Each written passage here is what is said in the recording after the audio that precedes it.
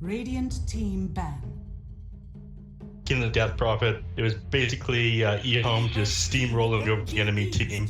What were the highlights of the last series, would you say? Certainly watching Beyond a Death Prophet GQ. I mean, you'd never be able to get his 3 heroes in the 4 position, that's for sure. First game, Quinks. Second game, Ember. It's all in the 4 position. It's gotta feel really weird the fact that you can just play the Ember anywhere right now. I think it's one of my friends was talking to me. It's the most played hero above 6k MMR. More than any, just because you can play it in basically any lane the exact same way. Position 4 is a little bit odd, but it's an extremely versatile pick right now. PSG.LGD. Yeah, it seems to do well. Mid, safe lane, 4 position. Don't see it too much in the off lane. I don't really see it in the 5 too. But honestly, I think it's very versatile. I think GQ really knows how to play those kind of heroes that are versatile in aggressive manner. Like we talking about the Void Spirit play really, really well. So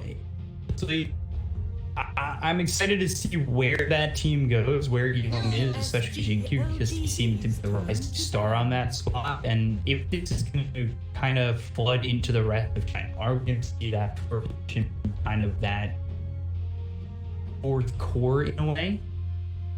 A couple patches ago, we used to see that more and more of the 4 position becoming a core or transitioning into that like hard hitter, but we'll see if that continues. 10 seconds remaining. 5 seconds remaining. Maybe not that far, because that was during the time of having Tusk in 4 position, right, where they'd always rotate over mid. Boga was playing IG at that time, and he comes to mind when I think rotation. Not only that, you also get to play the Monkey King, that kind of 4 position rotating to dominate the game. 10 seconds remaining. 5 seconds remaining.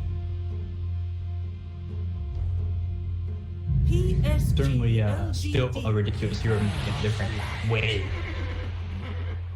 We actually talked about in the previous series, the fact that they were just kind of ignoring Brilliant Light, both those. But LGD, they're not a team that shy away from battle. I think it's a very LGD staple to go for this kill, as X normally plays it. See what they want to put on F5. There's certainly a ton of options if they want to go into the 4-5 immediately. See things like, of course, Tusk and OGD. Now after that GQ game, they go to the Void Spirit. This could be a 4 Void Spirit.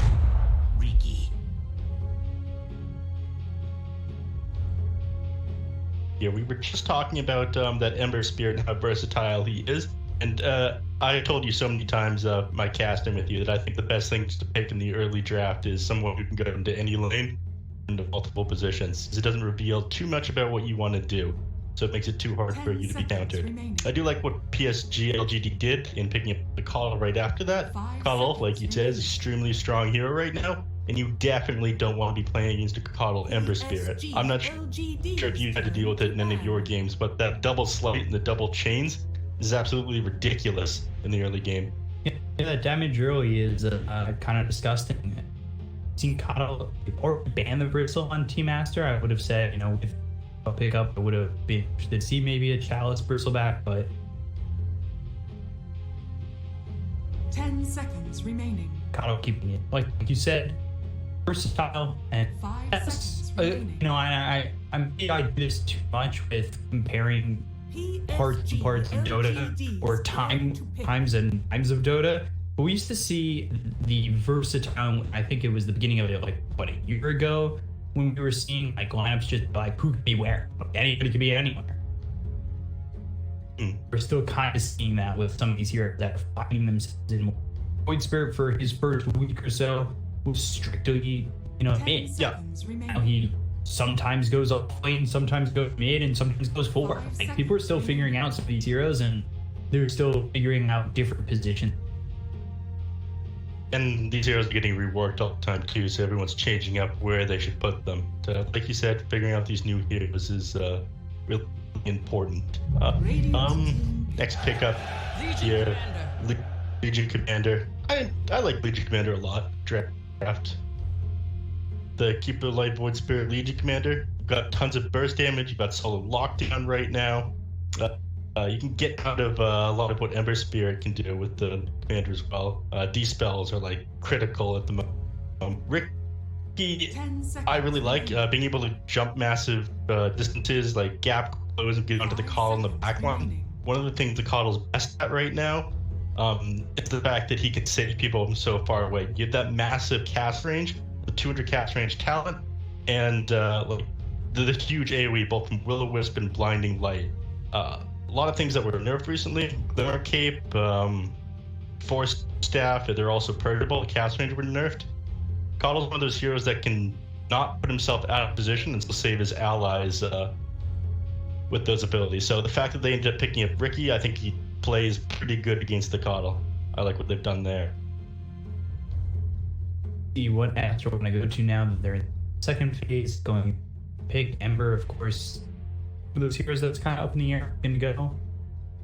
I've seen Fade kind of play this as Fade picked up the 4. Originally, when Fade joined this team, he was the 5 and Bo3 staying the 4. I think they've since switched Fade back into the 4, Bo3 into the 5, but there have been instances swap back in. He does play an Ember, but the question is, it's going to come down to probably leaving their mid to the last pick. More so to see what the matchup's going to be, and more definitive on this. Wyvern wouldn't be surprised to see the offlaner come next, leaving mid as not potentially being at 4-4 position. I mean, the Winter Wyvern makes a lot of sense. That hero's one of the most consistent right now as well. It's with Winter's Curse, you do tons with healing people. As soon as Legion throws the dual lock, Cold Embrace them, suddenly she's just stuck there. So they're going to need an answer. They need to get on top of the Winter Wyvern, maybe with the Void Spirit. I mean, once you get to Zaghanums, it's a massive problem for everyone on Team Masters. So Team Masters probably going to run this. They probably want to run this a little bit fast. That's what I'm thinking right now. I'm not sure we'll see something like a Lycan. Maybe a Timbersaw to pressure the. What are your thoughts? You're my Chinese Dota expert / historian, B-Cop. You know all these people better than anyone. What say you? Is more organized. Listen out loud. We'll say Timbersaw is banned. Just to come up. Good God! All right, I had just woken up now. I hate to be that guy. You do wake up from a nap. It's always got to be that guy. If it wasn't going to be Chad, it was going to be me. I'd rather it be me than be Chad. However, looking at this OGD lineup, this OGD lineup as they go into the Dark Willow, that pulls the Void Spirit most likely out of the 4. The question now becomes, and I've seen LGD play before, the 1 Legion. It doesn't necessarily have to happen. It could be the off-lane Legion. Most likely the case. I just think about all the opportunities that LGD can pull. Chalice, who is well accustomed to a Legion commander, as he used to play offlane for this team. But what many people don't know, and everybody's like, I can't believe that you put an offlaner in the safe lane. Chalice started off as a safe laner. You're the carry for Max Watt. So this is actually back to where he started Proto. So I wouldn't be surprised to see them go like safe lane. I know that's not common, but it's something that I feel like LGD would, especially with their lineup. I just wonder if they want to go a different direction, maybe pick something else up. I don't see a Lycan coming out for them. Wondering if maybe the Phantom Lancer for Chalice is the option here. Yeah, I feel like Winter Wyvern's probably too good of an answer for the Lycan. I mean, you just drop that curse into Lycan in the middle of all of his units, and suddenly he's not very happy. So that's not going to come out with PSG.LGD. It might come out from Aster. Aster do want to play this very fast. A decent sustain. They've got burst damage, out of the backline in the form of Ricky. That that one actually surprises me quite a bit. Morphling got some pretty heavy nerfs. What with the changes to stats, no longer granting you bonus magic resistance, spell lamp, and movement speed. Morphling's one of the slowest agility heroes in the game to begin with, and when they added those changes, they reduced the movement speed of ranged agility heroes. Now with Morphling, of course, late game was sitting on like 300 agility. That was a lot of extra movement speed he was getting. He's got something like what, 320 with boots right now? Pretty slow. That really affects his farming speed. This Morphling, is it mid now? Like, it's even, let's say if it is against the Void Spirit, that a good matchup for him? I mean, he can do some decent damage, but towards the late game, you do have that issue of the Void Spirit Aghanims, where you have that double 2-second silence. That axe needs to change, I think. Silence. I think 2 silent is too much. What? The axe needs to be changed to you press it, it kills the Void Spirit himself, you know? Take him out of the game, get him out of here. I don't want any more. I think getting rid of Void Spirit. Saw people say that they're going to vote for him for the. Well, might be going with ball. There's going to be no Arcana, no TI. Blade. Battle Pass, still coming out. That is true. What was it that some people wanted to call the Battle Pass? The, I'm sure you know. That's the one, didn't you? You got time to look at memes all day as you're stuck in quarantine yourself. Radiant team pick. This is true. Very true. And the Phantom Hunter can actually come, so they were listening. Dream sniping. PSG.LGD Twitter guys really like you. That guy's probably listening. He might be. Ooh, sliding into the DMs, D-Cop. Can't always do little tweets. That's one of my hobbies. But I still on my and it's like OGD, PSG.LGD is like OGD gaming is like tweet. I'm always. And there we have Pangle, so that's going to limit a lot of options. This hero is insanely annoying. You saw that recent Slack video, I'm sure everyone watching did, where he talks about the percent chance, the inconsistency, the Wind Ranger video. You know the one I mean, right? Certainly you watched that. Yeah, Pangle is exactly like that, where you're committing to a fight and you have that 70% chance to disarm. It can make or break games. A lot of the time you will get it. It's like a huge 5-second disarm at the max level, and it's disgusting. And there's a small chance that it doesn't work, and then if it does, you just completely lose the team fight. Like, it is a ridiculous concept. Lucky Strike was completely fine before when it was Heart Piercer. Completely forgot a day. Oh my. It is was first ban in every game in the series, and it gets here. I feel like that should have been the first thing I've done that, and I know that's probably this guy always does that. He thinks it. He thinks in retrospect. Well, that's what we do. As casters, we have the get to look at things in retrospect. Yeah, we sit on the couch and we talk about what they should have done. Yeah, I've been seeing a lot of this one position DK, and I was thinking about it. Oh, there's how much I can go. It's very, very strong right now. Obviously, kind of those regions that really love this hero, they have been embracing strength of DK full force. Not very exciting to watch, but it's something that China's been embracing. And it was popular a couple of years ago too, when they first changed the Breathe Fire around. We saw a lot of DK coming out of China. And it's a comfort hero for a lot of the players. Comfort hero for most players in general, but I think in China, well, DK, you know, you don't even rate DK. It doesn't lose. The thing about DK, it doesn't lose the lane that hard. It doesn't win that hard. It's way too difficult to zone him out. He's going to exist in the lane, but he also doesn't really have the kill potential on his own. Because you don't really want to be going in the lane either. You want to be maxing that Breathe Fire, so you can see as and contest the enemies, get them to deny it's got that damage reduction, and you want to be maxing out that Dragon's Blood as well, so you can take harass.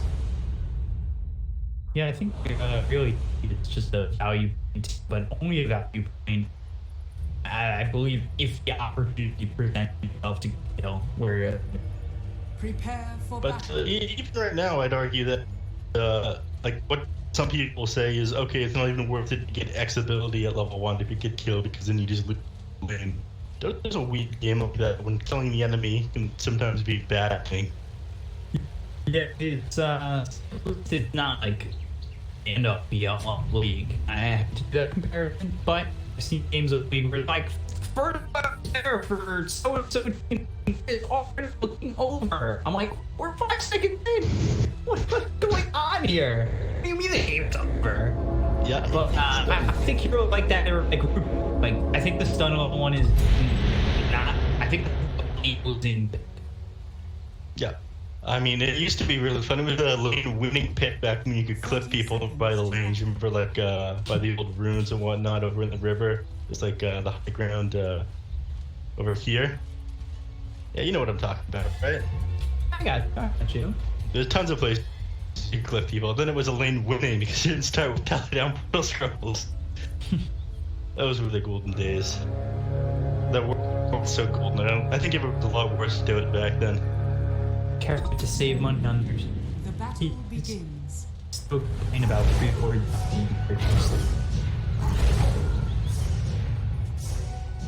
I'm missing a little bit of action down here in the Radiant Jungle already. Skirmish between Dark Willow and the Winter Wyvern. Bobica. Yeah.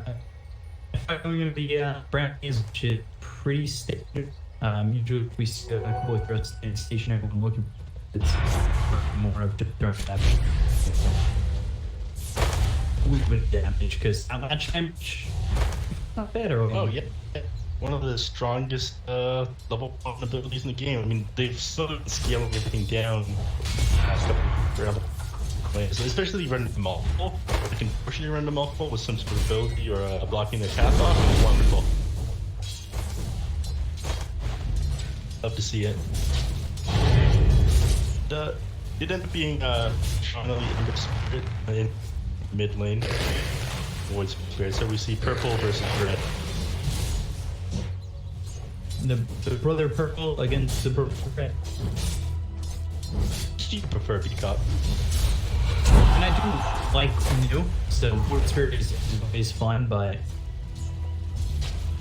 yeah, he's player well. It's not just he can take this matchup. Comes through coming in with his start lineup, I think earlier on when this team was first getting formed and it first, not when it first came, but when he first came onto this team, he struggled a little bit without people and see the lack of synergy between him and Triple C. The team that had, I think,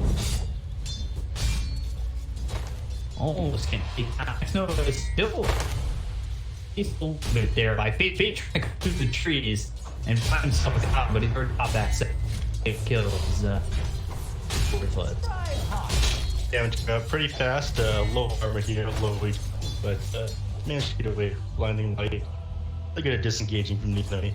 A blinding light and when his curse, like 2 of the best abilities in the keeper resetting.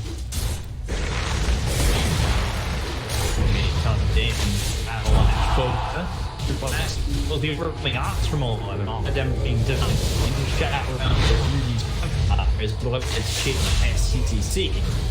First blood for Bobica, if that's winnable, SC will drop as well. So I really getting the sure of that. It's not a mango to get Raybet down and you'll hear on to Bobica. So 2 for fly. I mean, it's not the worst thing in the world for more playing on the dark. You get to grab some items, you can come straight back to lane. But if this Dark Willow gets too strong too fast, it suddenly becomes a lot easier to take the move to lane. You don't know where she is. If she's able to get a couple rotations maybe before this Ember hits level 6, the game can turn on its head for PSG.LGD. Speaking of mid lane, Just won't just shake things down. Sound is to Ember 50 reads even, but 79 for Thomas puts in. instead. We see pause coming in, but it's always hard to tell whether these heroes are going to die of one another in the mid lane. Fights can turn on their heroes very quick between Ember Spirit and Void Spirit. I mean, Vanguard and Resident Pulse, and again the Revenant landing, really amazing. Even any ability that displaces the enemy, even the tiny little displacement that Aether Revenant does, can make a huge difference in like the grand scheme of things. So again, you're not in tower range and suddenly you take 2 tower shots because you're just slightly forward and you turn around. That mechanic works very, very weird like. I learned just the other day, somebody pointed that through the light ultimate or even Aether Remnant will both disable Lasso. If you have an allied Batrider, lasso's the enemy. But Coddle Ult or Aether Remnant hit the enemy who's lassoed, it'll just break it. Yeah. It's a very weird interaction.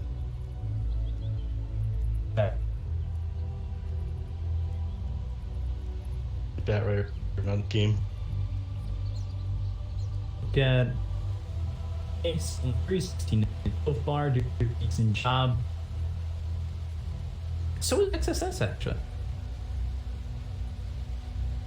Really, the only one struggling, I would say, is the Morphling. C6-4. God.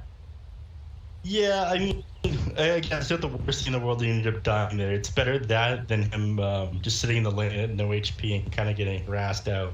Because again, that's what you see people do all the time in mid lane. If you manage to get a kill on the enemy mid laner, what do people do if you're like really low health? They just run straight into the enemy tower, come back with the enemy. And that way you came out on top with the XP, the gold, not that much of a change, but it's better to just suicide. Come back lane, full HP, full mana. I'm more struggling, but I think him like hard committing to that fight, even though the FY ended up getting a double kill was the right move there. Who's gonna first? Well, when we see a lot of rotations towards mid, if there's gonna be any, and about that bottom half mark, you see those catapults come in, and with FY on this Dark Willow, I can see the fishing thing there. I think it's a lot harder for Aster to get some done with. Wyvern.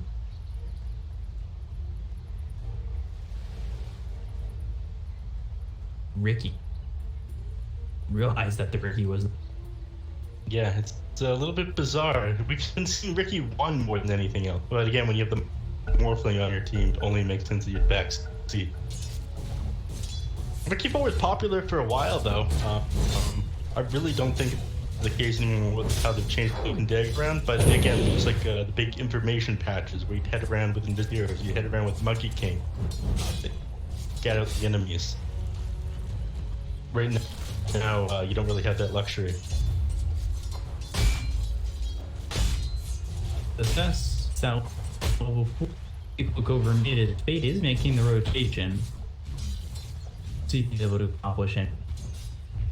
Summonist south up back to full health. Fate shows himself, he's finding out the word they've got an invis rune here for Chihuahua to fill up that bottom, and I think the rotation maybe was pretty sure with that rune and had a 50-50 chance that it was going to be towards the top and it ends up eating that way. So filling up that bottom, very important at the moment. Radiant's turret has been killed. Himself stability. Short little engagement here, but we won't see much of it in the bottom. Top lane, however.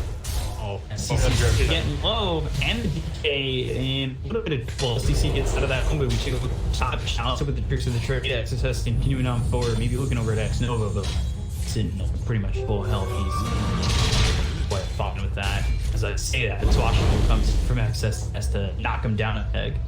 The harass coming out back and forth. It's too hard to bring down the Dragon Knight at the start of the game. Look at him. 1 tango, 21 HP gen a second at the moment.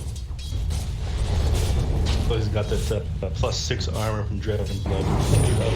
As Cobble's binding his positioning, Dragon Knight doesn't go too far out of position. He's always going to be able to save him with a blinding light. I did see that dive there in the middle lane. Almost a solo kill. Diamond ends up surviving.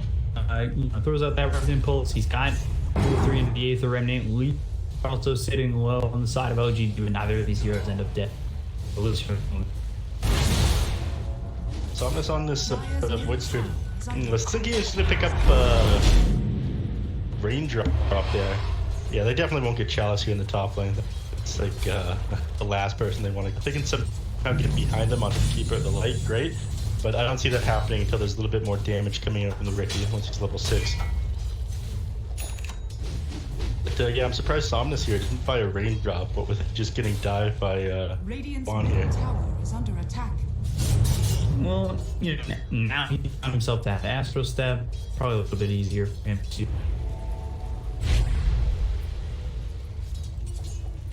5.5 minute mark came and went, and rotation over towards the end.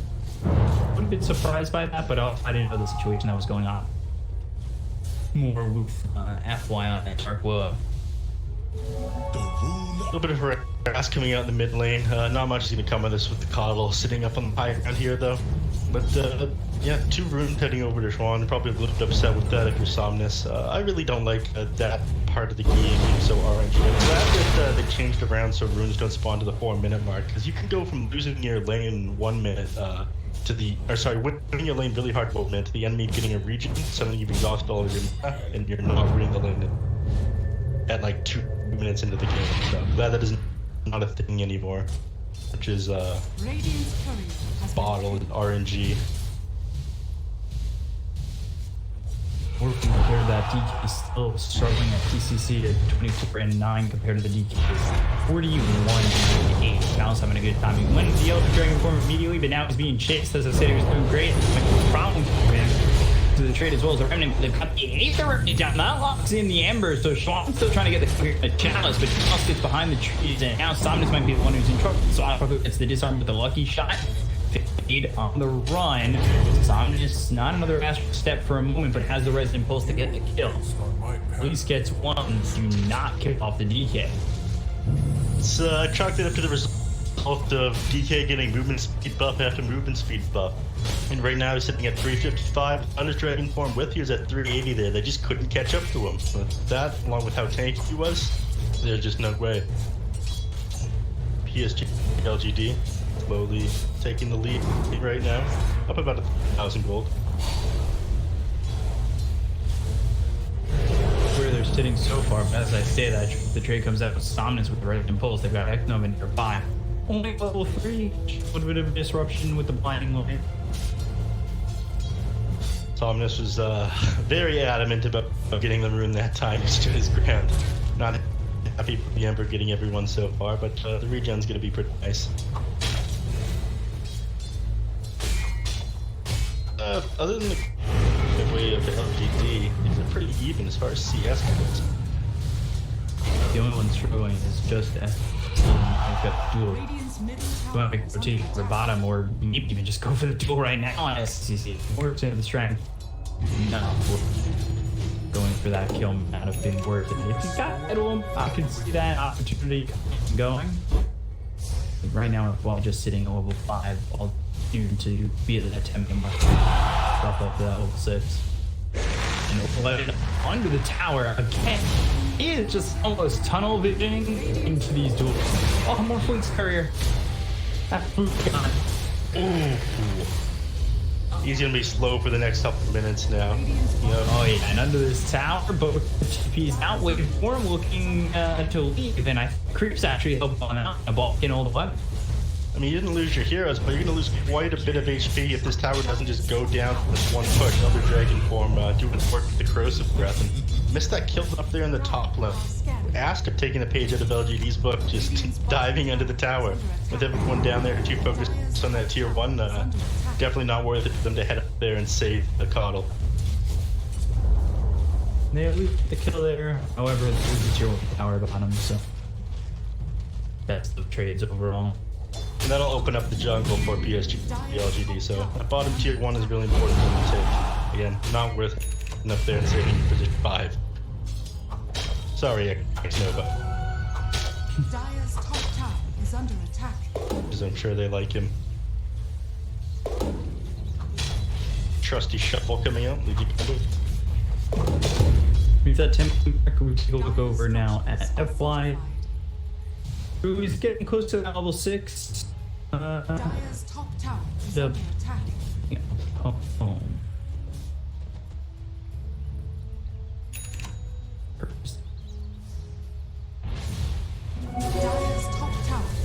there's the tone point off by F1. It could be about to get ugly down here. He's gonna come in on the challenge as well as Sonicus. Don't have a little 6 on the window like just available, but the damage out of the Dragon Knight is enough challenge to get locked down and killed off. However, this is gonna turn into kills for LGD and a dual victory. So if his chains is in, but it's not gonna be in time. We're gonna next to lose their life. Sonicus and F1 get for a kill. I mean, Dragon Knight going down definitely slow down this push. They want to get a couple levels on Dire's middle tower is under attack. on Winter Pride to keep them alive right now. Having that Winter's Curse be able to disengage from some of these bad fights is super important for Aster right now. Because again, they're going to be running at the non-stop with this Dragon Knight Legion Commander lineup. It's very pain. You run it, you black out from LGD, and with your jungle opened up, like they got all the room in the world.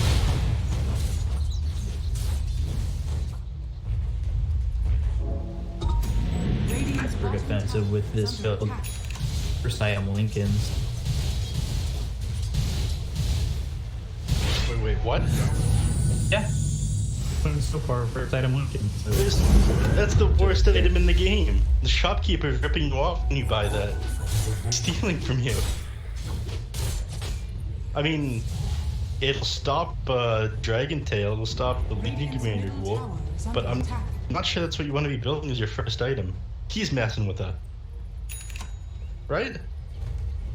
We'll see. Hey, he's stuck on it for a while. He might just keep it there. As well, for Crown being able to break that. This is maybe one of those situations where we see them morphing potentially in all trouble because it's sitting pretty far behind. Not terribly far behind Chalice, but LGD are starting to pull away from morphing altogether. Ooh. Chris comes in, and that'll lock up 2 heroes. This disengagement for them. They do have one more astral depth. Something to make his way forward. Will is just on the edge. Terrorized by his on Brooklyn, and they lock him up with the 8th Remnant. They do have locked it for the first round, which will pop while he's in the Corp Embrace. They'll try to do the damage to get the kill here on SCCC. On the low ground, Bates' goes down. So that was actually the tone. As Rolling Thunder comes through, they get the kill on Active as well as Chalice. It's just Chalice, unfortunately, getting caught twice in that Rolling Thunder. Comes in, they'll switch the trade on top, and they're going to kill all this expert spirit. Wait for trying to take out all the 11. The damage on that success isn't going to be enough as they disarm this Void Spirit, but SCCC is going to focus FY as well as Aid. They grab the kill, the 8th Remnant pulls in Bobica. And they take out the Winter Wyvern. They're looking to thinking about going in on XSS. They don't have an extra step, just more set. DC Steve was an adaptive strike that finishes off Old 11, and now they might even get more. Tricks of the trade. It's on the Somnus, and it's 3 around 1. They won't fit the Void Spirit. Just like the fight ends. I didn't catch how that happened, but somehow in that fight, the Dragon Knight ended up in pit over here with a Pango, and he had that sort of glitch Rolling Thunder where he was just kind of clipping into the wall, but he was clipping into the wall while hitting the Dragon Knight again, making him with his Rolling Thunder. Very bizarre to see, and I think that was a major factor why they won that fight there. You didn't have your tank frontliner running at them. Instead, you just had him die to a glitched out Pango. It was definitely intentional, though. Just neat to see how they both got caught in the Roche pit like that. Yeah, it's... I'm not sure if you caught the... With Chalice being taken out of the fight pretty quickly. I'm not sure if you caught how he ended up in that scenario. Very weird. Maybe someone didn't check. I didn't see how they got there. I just saw that he was continually locked down inside the Roche.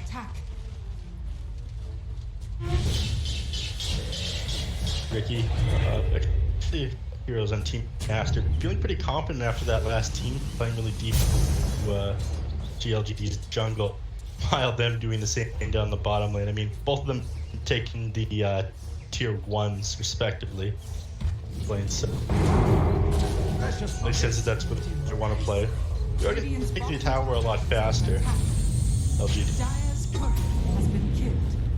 We're going to go for the bottom tier 2 Sonics to try and clean up this creep wave with the Astral Step, as well as having that 8th Remnant down in potential TP spots where we can try and help save this tier 2, and there's another one. So they're hoping to get a TP out of this, but what are you going down just yet? Fight all ultimates up are on the ready, but they're gonna head over here to the mid lane. They don't want to lose this tier 1 tower.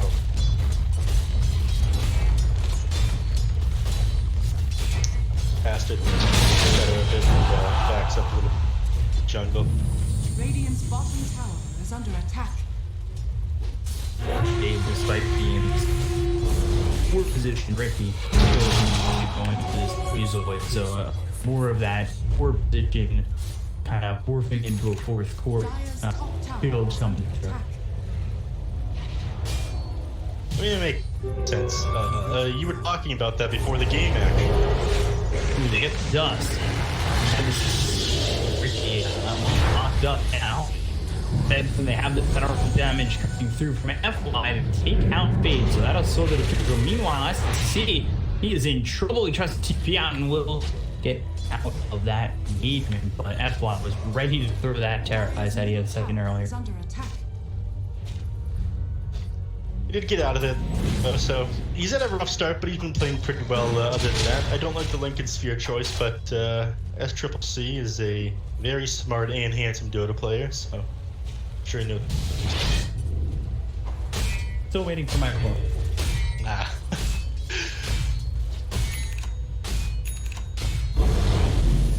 But yeah, I was just talking about it. I might have to stop myself short again. Fade doesn't look like he wants to be anywhere near here. Might throw a smoke out, but he'll definitely pay the price of his life for it. He does. It's better of it. It's tier 1 tower ends up going down. Like I was saying before, though, you were talking about how a lot of these folks right now are kind of changing into cores. They're not Division 4 supports, like another... Oh. Down on to Chalice. They're going to go to the Rolling Thunder as well as the fix the tree. Chalice has just been bullied. He has just been bullied by this Pangolier. Leave him alone. He's had enough. I mean, all that Dragon's Blood means absolutely nothing if you're just stunned out and taking tons of magic damage from the Pangolier. It's not even a lucky shot I was complaining about at the start of the game that's been doing to him. He's been catching this Dragonite near walls every time he walks close to one. Put him in the middle of a nice, safe meadow or something. Dragonite needs to be. No walls or trees and sight. Not found himself. Good position. The Dragon against the Rolling Thunder. And on top of that, Fade ready with the dust. Scouted out the Shadow Blade. Knew he had it just before he can start to go on him. Right away, you know that just spells trouble. Yeah. I mean, they have the as soon as they saw the Shadow Amulet, they're ready to go. Oh. That's something that bought person. It makes sense that you buy that one for a lot more attack speed.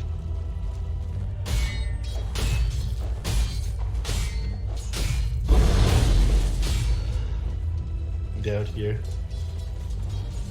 is, but boy, tank. He's not too close to any walls. I think he's safe. Crown. What do you have? Dusted. Wing strike. There's the duel ready. Fatal on top of him, and they'll get the kill. Fate ends up being little damage here for all 11. Got himself 28. This is a pattern I'm seeing, though. Like he picked up a couple of times now, wandering to the LGD's territory. I mean, it's fine if you want to be playing like a bounty hunter or Ricky like this, but the trigger another forward, one of the teams laid on him, get onto the back line. Why you start with that duel, then Brownways is laid down. Got some pain, but now Dragon Tail through, which occurs on 3, but they're Thunder makes sure that really all the weapon doesn't output that much damage on the chance. They get the kill on the Ad4 as well as next note. Now in the Gloger, the refire finishes off Schwam. Sitting late, back to the high ground for some. Looking for CCC. They've got him locked down with the duel by Swashbuckle, Cold Embrace, and Splinter Blast to give dual damage over to the Morphling. That is not what you like to see if you're the side of OGD. But now let's see if they can clean up any of these heroes. It's a 4v2. Astro step away in the invid, but they've got themselves the center down, so they've got the down onto Chalice, and they'll get themselves yet another kill onto the DK. And there's the use of the Lincoln Sphere already.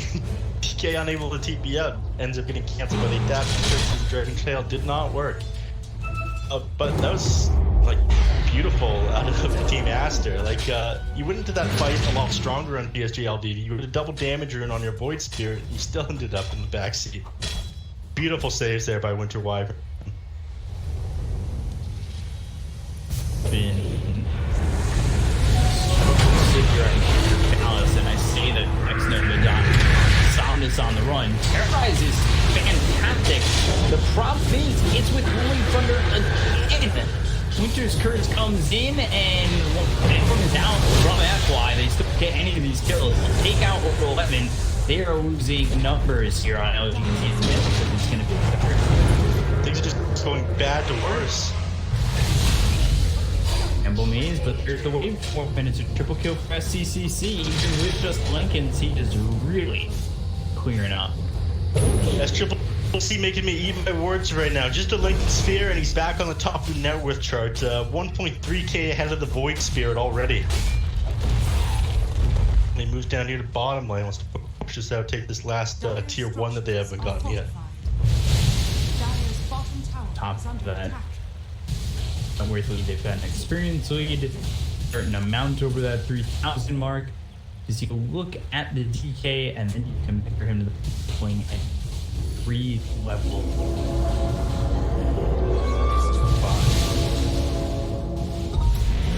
Not a place you want to be in. I mean, you put so much into shutting down SCCC and just ended up not mattering. Instead of going for a farming speed item, he went to Lincoln Sphere in order to fight. It made me keep my words. Playing this beautifully. Winter Wyvern is playing very close to him. Again, a couple times he saved the Morphling with his disengage up there at the top lane as soon as he hit level 6. And then we saw it again, so this is as amazing as SCCC is playing. Again, I feel like he owes a lot of this to Boboka's play on Winter Wyvern. Really done a great job as well. They're going to go for FY. They've got the Yules trying to serve, but now Rolling Thunder coming in. So at least the kill here on to the Dark Willow, but 11 escapes. Disengage it. That sneaking into the jungle didn't go so well. So PSG.LGD, they definitely feel they're on the back foot right now. They have this very tanky run-at-you lineup, Void Spirit, Legion Commander, Dragon Knight. This isn't how they want it to be. They do have the ability to defend high ground with Keeper of the Light quite well. I'd argue that Void Spirit and Legion are also pretty good at it. But Aster is building amazing items in order to deal with them, and I feel like they'll outscale them, especially when playing Ricky as like another core hero on their team. Yes.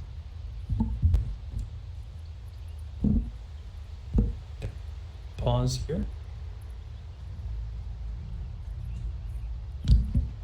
Maybe but I've come up with a game plan right now. Again, they are probably feeling a bit choked at the moment. Lost all their outer towers. They were expecting Aster to come out ahead after the lane, as I imagine.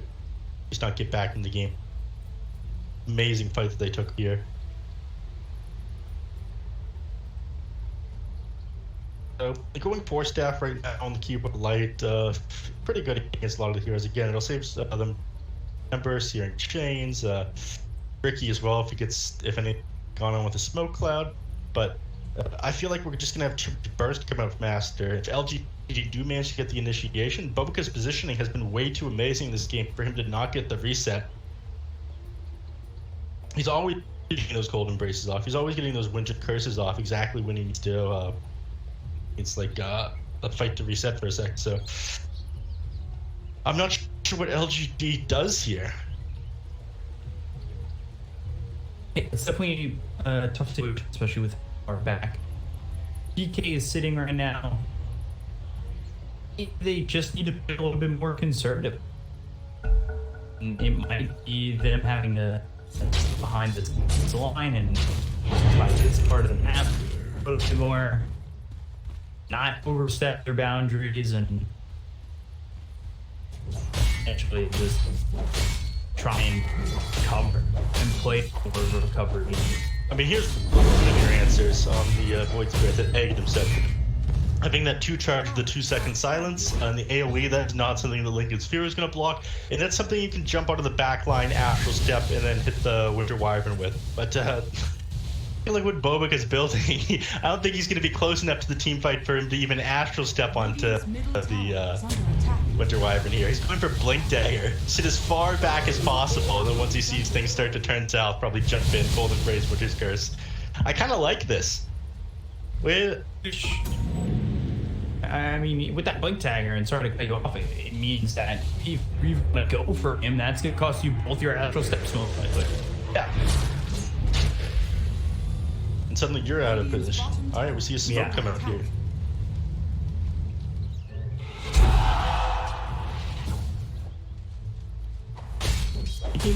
For Callus, Ag's 400, 300 killed away.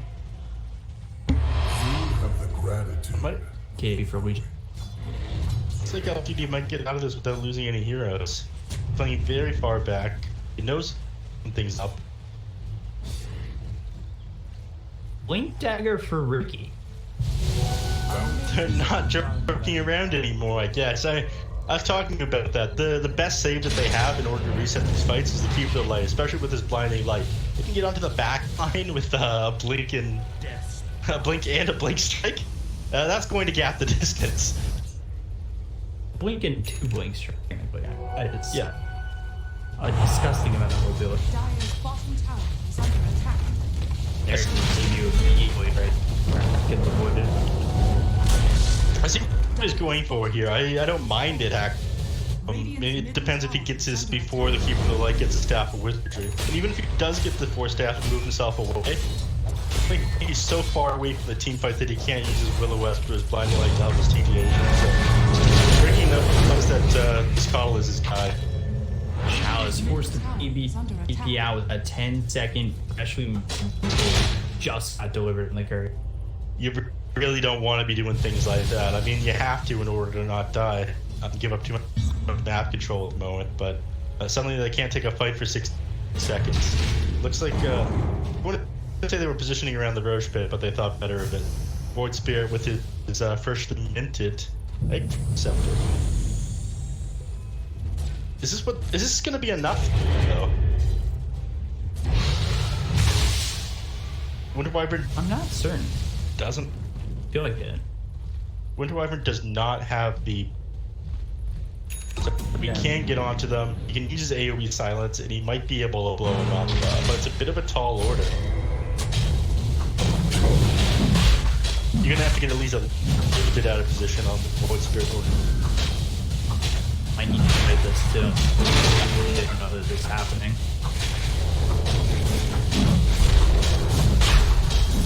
Big 8 pick up for Aster.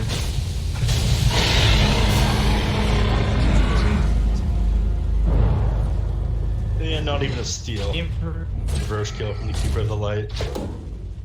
LGD is really falling out of their favor. Certainly can bring it back with the right fight, only down 2,000 net worth, but it will certainly become tougher. Yeah, it's got to be before Bobik gets his Blink Dagger. I mean, we're seeing some kind of ridiculous items that I think are really good right now. The Blink Dagger on the Ricky and the Winter Wyvern, you see that on your team, you kind of tilt your head and go, what? But you really think about it here, it does make sense. Actually, he just bought 2 bracers and a Gem of True Sight instead of his Blink Dagger.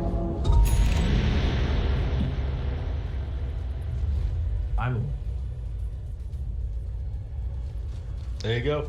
I guess Gem of True Sight means that they're ready to start pushing high ground, taking complete control of the map, I suppose. So he's accepted that the Void Spirit already has his Aghanim Scepter. I don't want to wait any longer for my Blink Dagger, especially when I have the Aegis. My team is not going to wait for me as a Wyvern to farm. Tank up a little bit. We're going to get the Gem of True Sight. We're going to take control of the map and de-ward everything. But how do you catch them up this high ground here? This you want to be up to for LGD. Yeah. Walk around the high ground. Well, we've had this discussion a lot, but I don't manage to. Disadvantageous spot to be. Find anything though. Aster farming the enemy team to the wall there. Back. little bit closer though, if you say. I will say this has been a lot of time easier for LGD. Tower is under attack. Oh, At least to try and recover for the moment. oh, absolutely. I mean, any time that they can spend where Aster isn't trying to push with their Aegis, especially when Boba switched to this double Razor build, the option with Blink Dagger is great for them. And they're even going to trade 1-for-1. Dire's top tower is Radiant's Maybe bottom they could tower. find themselves something of maybe the Ricky. Tower is under attack. But the Chiefs have is still this Aegis for quite some time.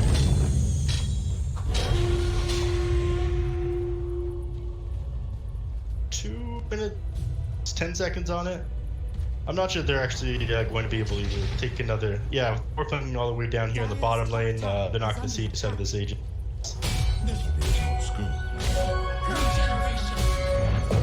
Game is slowed down a lot. I like that. For Aster, especially, it's the moment with the Aegis they really don't want to look to fight. Meanwhile, though, Pango here, he's going into an abyss, which is interesting. We'll see if we can get over that. He has be now fresh committed to 10 seconds. Basher picked up for the leader. We have a couple more items were picked up around the horn. So let's see this Blink Dagger Ricky in action. Does he get far enough through the back lines onto the keeper of the left? Radiant's middle tower I has think he fallen. just spotted him. Yep, spotted him. That's his job. Forward and See you later, keeper of the light. With that down, I do believe they can push this tier 2 here, assuming it cuts it. See, get way before tower. Dire's middle Not tower in any is danger under quite attack. yet. The Aegis does expire another 50 seconds though. May line up with expiring in the middle of a fight if they decide to push this tier 3 tower here. See, Dire's middle tower has Fortify fallen. still available for the fire. high ground, you need to be careful. Next to these wolves, we take them out as long as they call them. This is SPCC. This Aegis is about to expire. The timing is going to work out for the Southern OGD for the duel, but they've got themselves the Winter's Curse that locks the Legion Commander inside the BKB. So it's a defensive Winter Curse. Full disengage from Aster. That triple C, he might decide to just die here. Alright, never mind. He's got too much lifesteal. Vladimir is offering nearby. He just expires another 5 seconds now. They're still nearby. He waited and is it enough to get the kill here on the Chalice? He'll force the pop at BKB. Still have Will Wisp, but Fate comes in, but the silence is quick to kill on Act Nova. Fade's doing his job perfectly with his Blink Dagger. Yeah, again, I was telling you at the start of this game. I think he's going to be a huge problem for the Keep It Light, especially with that Blink Dagger. I know we don't like these heroes there. So the duel goes to the back line, on the Winter Wyvern, but the damage! Oh my god, more damage to the top of Team Aster. Rulis finally gets down, but as quickly as it was dropped, it was killed. And LG have any more answers. They've used what was supposed to be their answer. Are fortified. Keep the light down, that's not going to be defending high ground for very long. Beat off. Gosh, there's Chalice taken out too. It's got buyback, but I'll do whoever seemed close. injury there. Another Rolling Thunder to bring down the Dragon Knight, triggering his PTSD from several other times this game. FY doing his best to cut these free plays, but it doesn't even matter now with the more play. Actually, He's not really. Somnus, cheeky play there.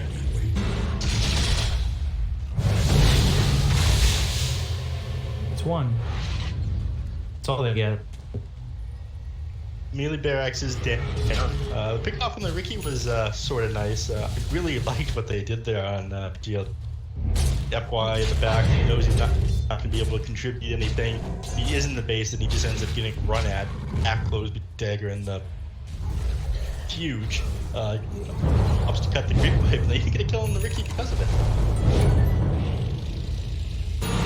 They're going down kicking and screaming right now on LGD. They're not out of it quite yet. If that one dual win on Winter Wyvern is now 2 dual damage short of what LGD total 11. Not sure if he caught that right there, but Fade was only on multiple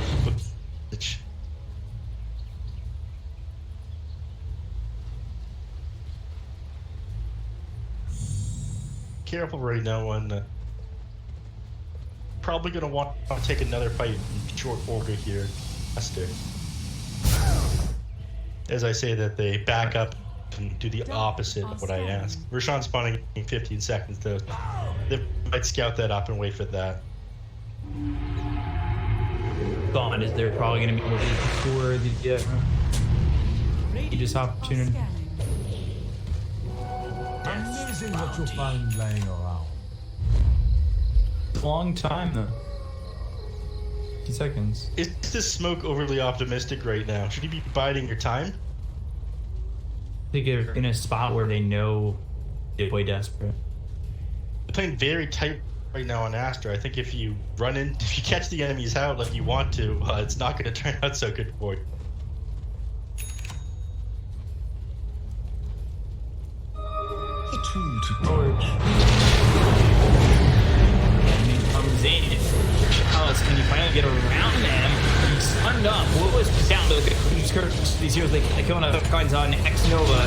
SCC will get critical time with the BKBs caught by Chalice. They look over at SCC. His own BKB, they'll get a on the Suns. Boba and Keep are dead. They've got themselves the lockdown onto the path here, so 3 gone. Spirit flies back, so does the Dark Willow. Right clicks on a Chuan. Not going to be enough here from Chalice, but Chalice surviving through the booming. Waveform in though with the adaptive strike to finish him off. Ultra kill for SCC, and they spot hold 11. Rampage time for SCC. It might be HP, and it could be, and it will be. Oh, don't talk shit about my Lincoln Sphere, says SCCC. Now 13-1 in this game, 23k net worth, absolutely destroyed in that team fight, and it looks so promising at the start of that for LGD. They did exactly what they needed to do. They got the spells off on Coddle before they got picked off by the Ricky. They got onto the back line with Legion Commander and Dragon Knight and killed the supports, but it wasn't enough. I think there's no answer to SCCC at this point. He's too strong, B-Cup. Yeah, I will regret my decision of saying Lincoln is an interesting first pickup, but SCCC has made it work, that's for sure. This Shrine, 37 minutes into the game, Tier 4 items are available now. See what we see. Flicker being the first one, not a very good item. I'm a big fan of that because that's a North American kind of phrase right there. Well, that's fired Mofara and got me. Yeah, exactly. And it feels like that kind of phrase right there, we'll see what we'll see. It sounds like an American phrase translated from another language. Like one of those, we translated it into, we made it X better. And back to English. We made it better, Pika. Smoke up again. Desperate play, it seems like, from LGD. Has both the death sounds from Wyvern, but the damage was not going to be up down there with 11 now. You get a big chunk of damage from the duel. Can you get the kill on the Vulture Wyvern? See any influence dual victory here as XS goes into the Roar of Thunder and now focuses on the side of LGD, hitting 3 of these heroes and disrupting the fight entirely. Nova ends up pulling the PVs with by 11. He's trying to run with the damage, effective on half-wide. So the Duckles squirts out of the fight. They look for a Galaxy smoke screen. They get the kill there. They look for more Son is dead. Double kill for SCCC. 4 heroes gone without buyback, and GG is called from LGD.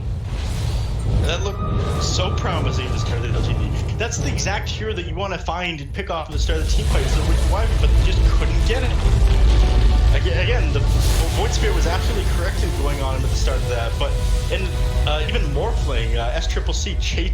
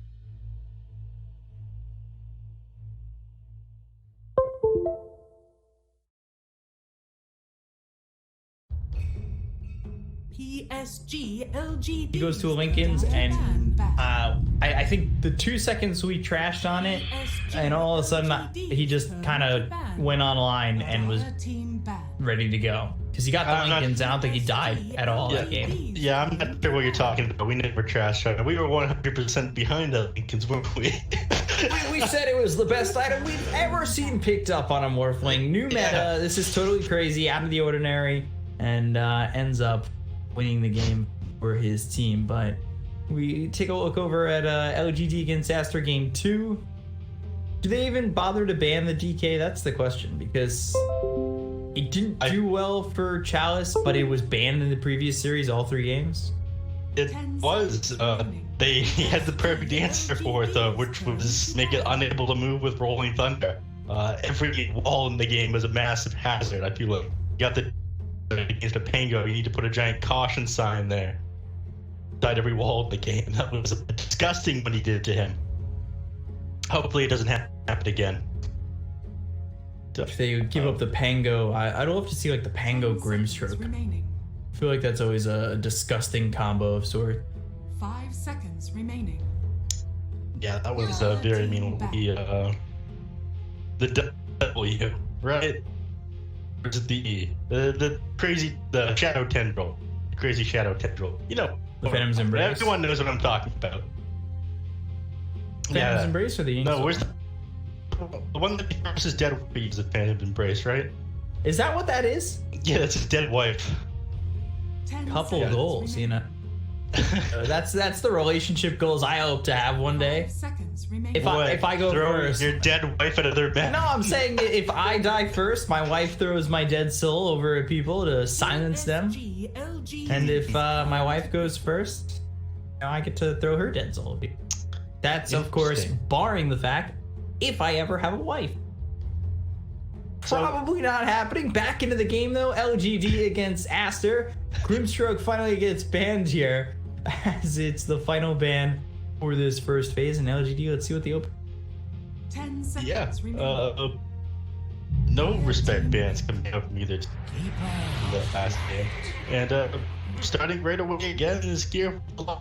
I mean, it worked pretty well last game. As long as you don't let the Ricky farm a blink dagger so we can get out close like 2k range. And there it is again.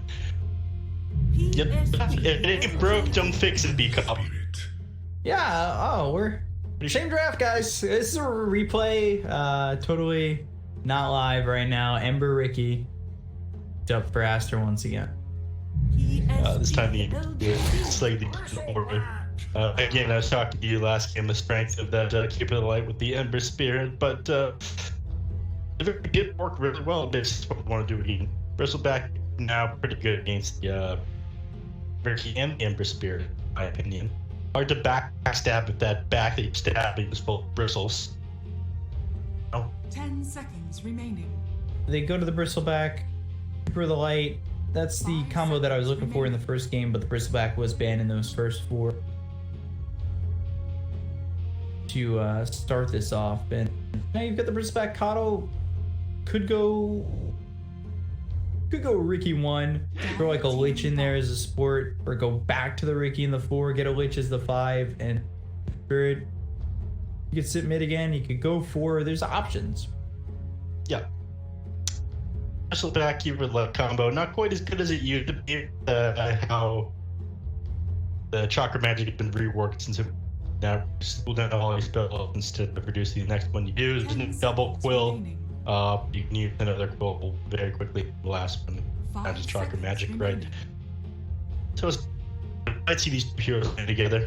Bristleback a lot of times was played at the safe lane a lot. And then Eternal Envy or somebody in NA start doing this crazy thing where they run him in the mid lane and cut between the tier 1 and 2 and then drag them into the enemy's creep camps and farm both of them at once.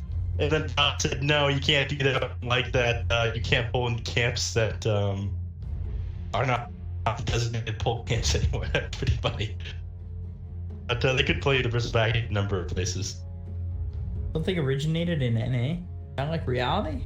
Is that a real sentence? Of course. I feel things like originate in NA. Not a lot of them are good right away, but they start there. Toxicity. The meta is forage and low level NA pubs, I feel. Yeah, Anyways, that's fair. All right. So, Faceless Void picked up now. Extremely solid hero. Pretty good against all these heroes inside of PSG.LGD. 10 seconds remaining. Get out of back very easily, as well as 5 seconds doing remaining. each want to do the time lock, or sorry, time dilation. That's the one. He's got a bunch of The Master of Time. time, man. That would be the. Do you remember the Reddit thread back when it was like we translated hero names Chinese back into English, and they got things like Brooklyn Kurtz for Clinks. They need to send this to me afterwards. Brooklyn Kurtz. Yeah, that was the name, and it was on a Valve shirt. And my friend has it. It just says Brooklyn Kurtz, and it's a picture of Clinks. It was that popular of a thread that Valve made shirts of those names. But I feel like Time Man would be one. Time Man, yeah, probably. Whenever I play with my friends, every time we throw up a chronosphere, yellow time sphere. Anyways, Winter Wyvern picked up here next. Pretty solid hero again. Tons of engage, Cold Embrace, and his current both amazing spells. And then Silence actually picked up Master. How often have we seen this one? Silencer? Not terribly much. Seems super situational right now in the Chinese region. Although I will say I've seen it more often than not mid. If it gets picked up at all. However, with the Ember, probably a lot less. The Wraith King picked up. This is pretty interesting. They probably have their cores already picked out. I'm not sure if they end up going Fusel Blade on the Void Spirit, or if they probably won't. They're not going to go Fusel Blade on the Ember Spirit, right? That's absolutely not going to happen. I feel like it's too many of these heroes here. The Fusel Blade is too good. It's great against the Bristleback, and it's great against the Wraith King. Bristleback with that mana is hilarious to watch. He doesn't die, but he also doesn't do anything. He just kind of exists. Well, you've got the Ricky, who's probably a 4 again, who was on the previous game. And then Silencer 10 seconds remaining. can certainly help. The Glaives, 5 seconds remaining. right? I'm not mistaken. Glaives. The Glaive and Silencer, yes, they did. Now you build intelligence from the enemy hero with each 1, 2, with its scaling. It'll last longer with each level. Yeah, so A little bit like the OD. you could certainly make this tough with a Diffusal on the Ricky and Silencer heavy into the Glaives, or not really even needed to be too heavy in the Glaive to disrupt, especially the Wraith King. But I've seen Wraith Kings, and probably not the situation here. Extra skeletons plus skeleton damage, you're just taking up. The boys gaming, what I call it. You got the boys with you at all times. This is me and the boys taking your tower. They always seem to know where to go as well. They overpower exactly when you need them to. They farm exactly when you need them to. It's smart for having no brains. PSG. But yeah, the Diffusal Blade would probably not be. The Ricky probably won't be a core. He will be Diffusal Blade, but again, the reason that they picked that up right away for the exact same reason last game, they want to get up to the backline with the Toddle, stop him doing what he wants to do, and probably take him before he gets his ultimate there. If it sets up to be this way, it should be 5 Silencer, 4 Ricky, mid-Ember, safe lane Void, but 5 seconds remaining. I do get the Wraith King pickup, but it does make Diffusal Blade very, very tempting. And the Ricky online would have to with the Blade, with Bristleback and Wraith King both being there. We'll see how they round this draft out, though. What they decide if it's not the bristleback Dire PSG.LGD. team pick. Could the Ember go off lane, throw the silencer mid? They could, and they might even want to. Storm Spirit right now. I think Ember does a lot better in this lane match against Storm, but I also think that Silencer absolutely destroys him. So 10 seconds remaining. I'm preferring Aster draft by a lot. 5 I seconds don't know remaining. about you. What say you, Bika? Very cooldown dependent with both the Void's Chronosphere as well as the Global Silence, but at the same time, a Diffusal on the Ricky, Blaves coming in from the Silencer might be able to mitigate that. We'll see what they go with this last pick, because I'm very interested to see where this Silencer is going. If you threw like a Lich out of left field here, and then threw like, I mean, even like Ricky offlane, I know that doesn't sound that great, but did Ricky 4 sound that amazing? No, but it destroyed. And that's the great thing about Dota. Just about anything can work. Played in the right hands, played in the right way, just about anything can work. A man who won a lot of tournaments did say that. And, you know, I will stand by that as long as the people who go, oh, anything works. What about Techies 1? In the right hands, maybe it does work, but it probably won't. I'm going to tell you right now, I'm angry, and you want to know why. Every talent got nerfed by 20%. That's one of the reasons I'm angry, but I'm going to avoid that one. Techie's level 25, the 251 damage, that was nerfed by 20%. Everything else was nerfed by 20%. I was itching. Techie's Yeah. I was trying to push it on everyone. Everyone except for the Techie. There was a time when I thought Techies could be a meta pick, when I saw him at Epicenter a few years ago, and they were just playing hilarious Dota, going all in and blast off and destroying lane. That amount of damage early, and that silence is just such a long silence, good amount of damage. Like, lose your life as the Techies, I don't care. You're silenced, you're dead, your core is gone. Twitch is currently losing and saying the Storm Spirit pick. I probably agree with them. I don't think it's very good here. Aster, on the other hand, I really like how they rounded this draft out with the Underlord. Strong frontliner, which they really needed. 10 5 seconds positions. remaining. I mean, makes Disappointing, sense. but 5 expected. seconds remaining. Yeah, Boca's positioning last game was absolutely. Even playing against the Storm Spirit's trying to jump onto the back line and deal with the Silencer, which might have been one of them. They took it. I don't think Boca's the kind of player that is going to let a Storm Spirit jump on him and pick him off. And if he does, he's probably baiting him as buyback. So, right now, I definitely favor Aster's lineup by a lot. What say you? Is it too greedy though? Is it too greedy? Which one? SG? The Aster lineup. A little bit. Silencer's one of those position 5 heroes that you do want them farm on. You don't just want to be a global silence machine, right? You want to be able to take advantage of Big Glaive with wisdom, decent right click damage, and participate in a lot of fights. Making the enemies lose a lot of int, that's amazing. It is a little bit greedy in the way that the only real way they have if they start losing the game is it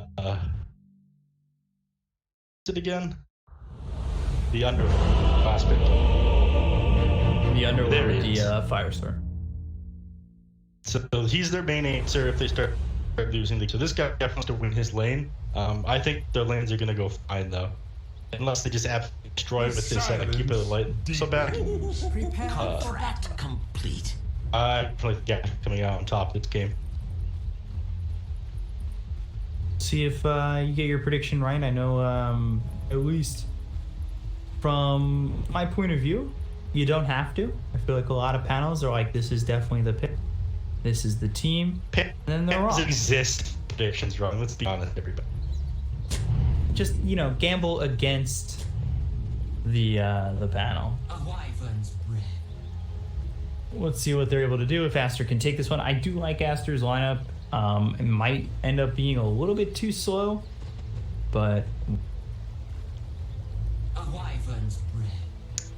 Aid playing pretty far forward already. Has 2 sentries in his hand, so I think he wants to try and scatter the enemy dropping their observed ward. Fortunately, didn't catch it though. You can do some interesting things over here though. Like, yeah, you could be trying to do that. If you stand in the trees over here and figure out that the enemy has placed a ward up here, they attack you from like behind these trees. They sort of be your position.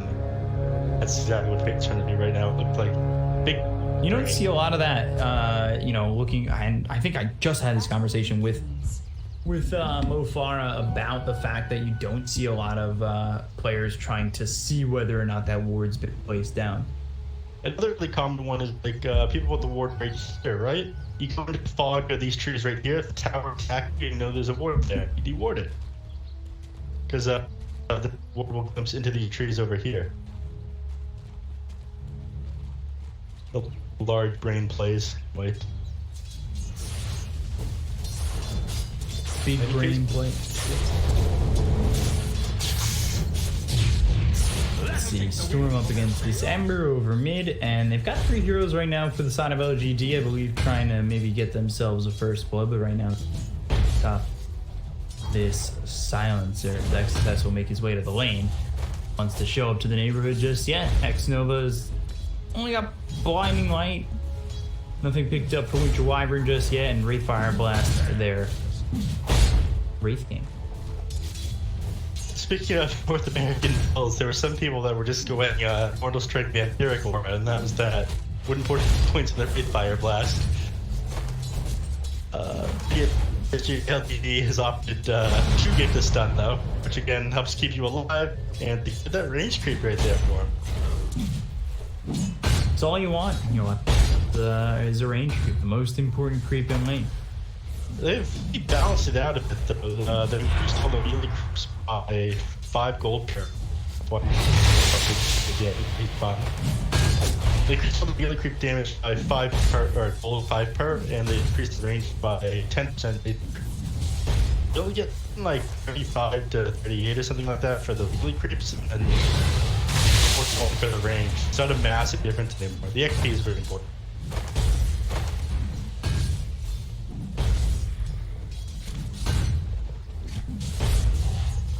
Keeping 3 on both these. Rare that we see 3s these days. Lane setups. Damage coming out onto Chalice. Bobica gets first blood onto X-Nova. Now looking over at Chalice, and Firestorm comes in. Bobica, he's gonna help and get himself a second kill. Fulgence permanently. And you gotta be careful. He's a pretty smart guy to begin with. That's before he starts dealing in the intel. So already off to a great start for Team Aster. And that was something we were worried about. How much is Bobica gonna need in terms of farm? But at the end of the day, it's looking.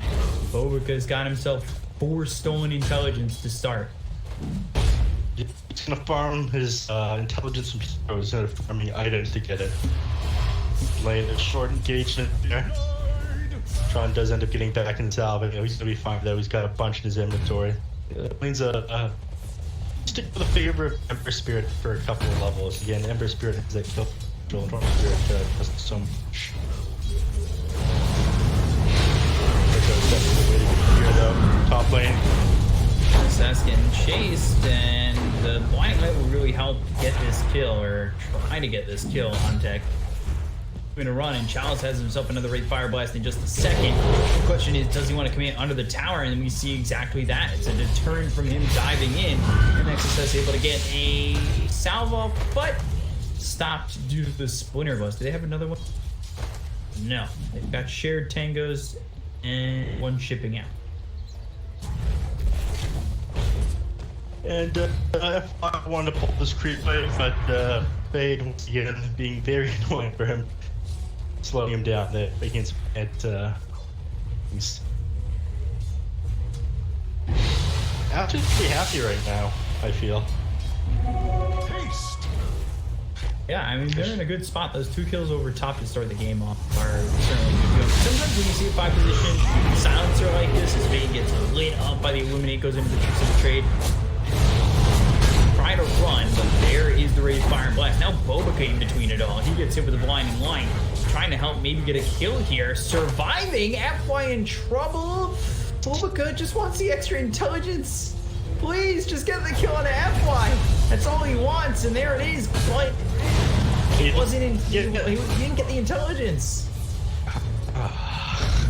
Yeah, it looks like that. You just end up dying. So a little bit of the lane advantage lost. Even though he's not getting the intelligence, the Underlord is getting the permanent damage from his upgrade over there. So big scaling team. The thing is too, is I would say, starting to go into it before that exchange happened, you see 5 position silencers so many times find themselves in a spot where they only have like 2 stolen intelligence. 15 minutes into the game. Oh, Bristleback bottom! We're in the jungle, really. Xuan ends up getting the kill there onto old 11. Now they've got themselves a kill into the Bristleback, and this is so far starting out pretty good for the side of Aster. And as I was saying, Bobica, you know, you see a silencer in the 5 position, just intelligence. Except he stacked up 2 kills there to start it off. yeah. And that's going to add up to mana pool damage, how it scales with wisdom. So, and 1 kill leads when you start getting them on silencer. And you definitely don't want to be losing too much if you're on the Raybet team, because again, last position you want to be in is like hits you with an extra 2 waves of its own. You've already lost a bunch of minutes. Suddenly you don't have mana for your ultimate, full mana. Very odd feeling that.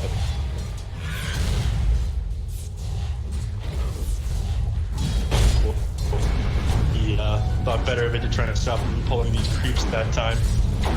Got the boots. Is he going to go for the diffusal blade into the blink dagger again? We'll see. He's got a lot. We'll see after the laning phase ends. Again, doesn't have points yet. Now he just has to stick around. He's not going to get any XP. Old. They have decent lockdown for a lot of these plays. As the laning phase ends, is going to have to be around the Chronospheres. Okay, this is pretty good. Bad spot. Yeah, they bring up Somnus, and he'll go in with the ball of lightning, get the kill there on the book.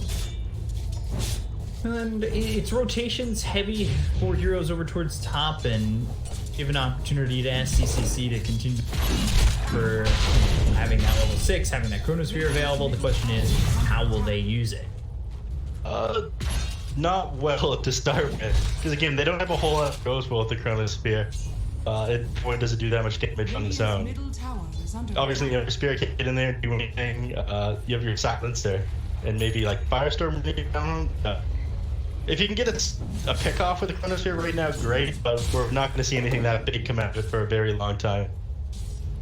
The thing is, Firestorm just sitting right now, probably getting heavy into that, and that will buff wood. See, Bo can also get a quicker 6, getting that silence. That might be.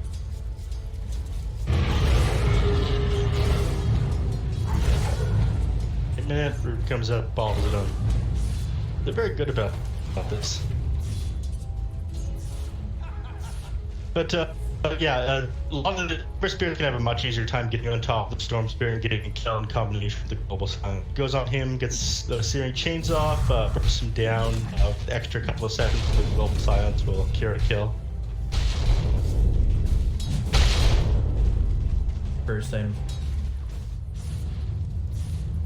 Thanks Probably. be to you. Spirit Vessel. Back. Trickster's rule. So Storm going into the Kaya should be a Bloodstone and Armor for the Wraith after these treads. That's interesting. Oh, not the Radiance. Hey, I'm really in the camp of thinking that Radiance almost every single game needs to happen on Wraith King.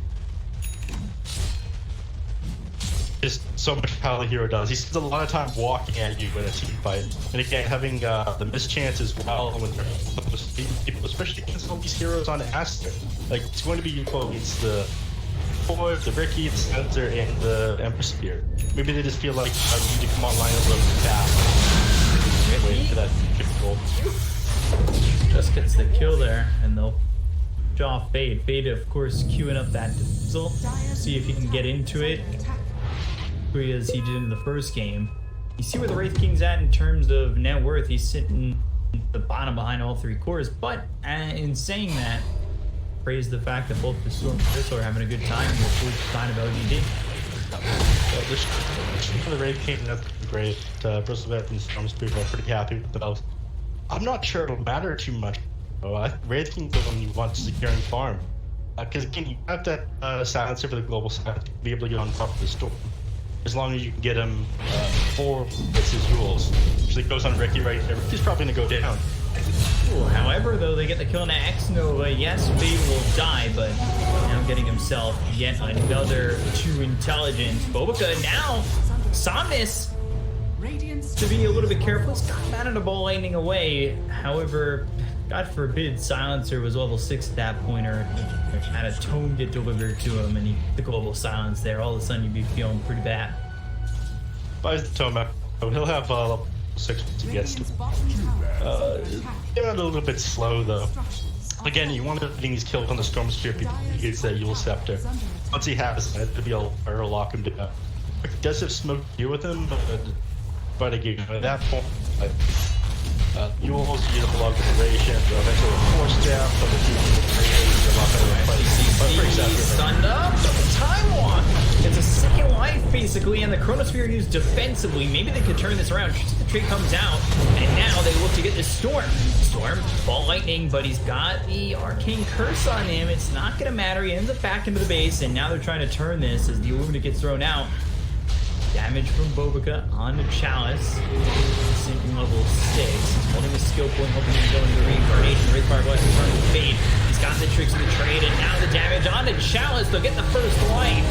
But Winter's Curse, they'll take out Fade. Bobica also dead. 2 heroes gone. If they could get the second life away from Chalice, this would be decent for Aster. But they're going to lose XSS, so 3 heroes go down. They look over to CCC. Chalice on the run, they'll get the kill there. They ball back on the Ricky, and now can they get this Void out of here? Yes, they can. Bristol gone into far, not really looking as such because of the fact that he's got so much health. You know, try and run down these heroes. It's ended up being an absolute disaster for Aster.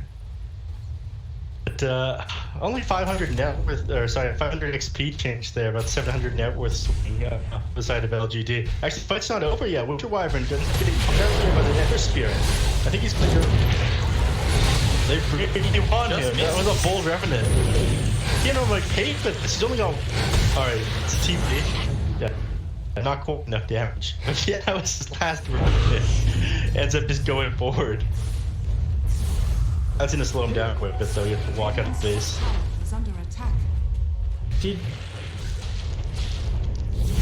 Did Bobica end up giving away this tome? Dire's bottom tower is under attack. He had to have. I think he did. He must have given away the tome. Because Global Silence would have been all the difference in that fight. Yeah, it would have. I missed that. He definitely bought the tome.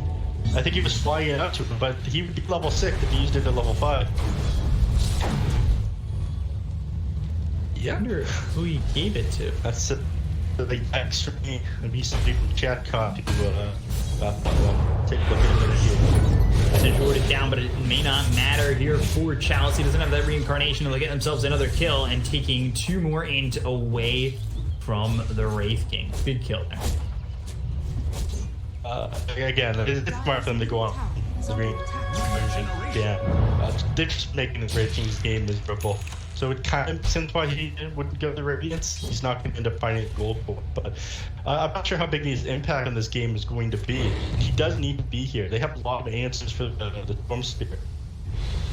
If they go on him before he gets his Yule Scepter, the game is going to turn around very fast. Radiant's top tower is under attack.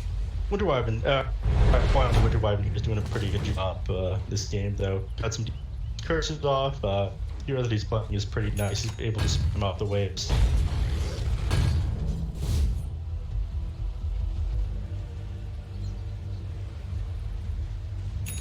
Guardian Greed. Some more survivability, which is definitely something to use in these fights, as we saw in the previous.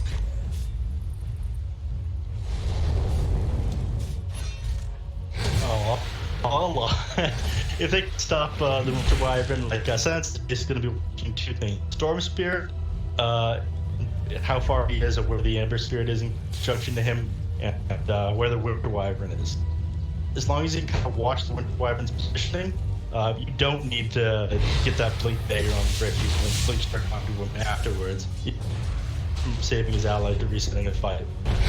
It's very annoying to play Winter Wyvern against Silencer. Dire's top tower is under attack. Got them word out. Radiant jungles. Mid lane and find anything.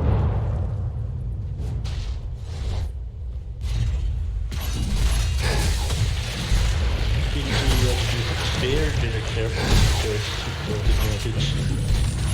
Again, it's so easy for this game to just die. It's actually often to go Bloodstone or anything else. It will make him really tanky, and again, you don't have a whole lot of damage to go with that Chronosphere. Yeah, he ends up getting out of here. Ooh. Unfortunate. It's worth a shot.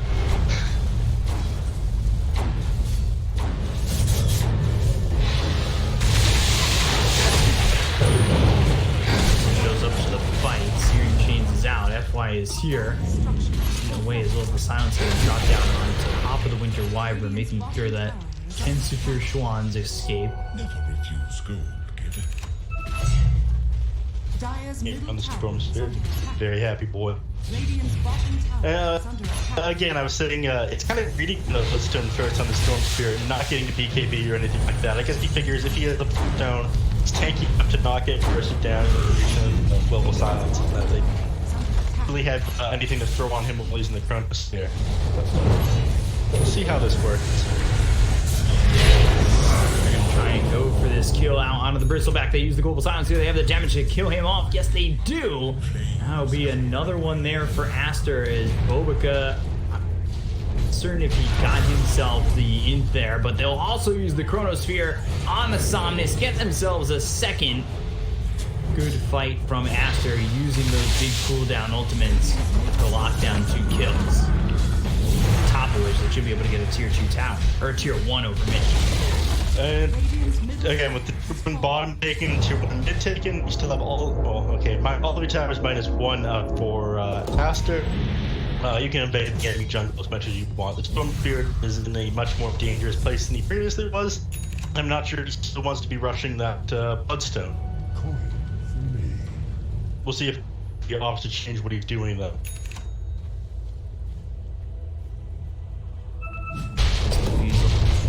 Not terrible. He's not been having the best. 18 last hits, 1 and 4. Sitting 1,000 behind where the Winter Wyvern is, going into the, just trying to keep distance and make sure to get off the However, they lose Fade bottom, but they get the first life out of the hands of Chalice. Bobica helping out to get this kill, and now another +2. Winter's Curse comes in, but with the Will-O-Wisp, it's not as effective as maybe they would have hoped. A little unfortunate there. You have to get how far forward you're going to be on the mana is a little bit soft, but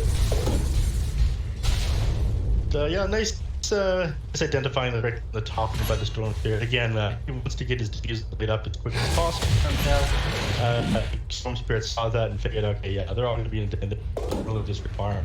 I don't need to freak on him.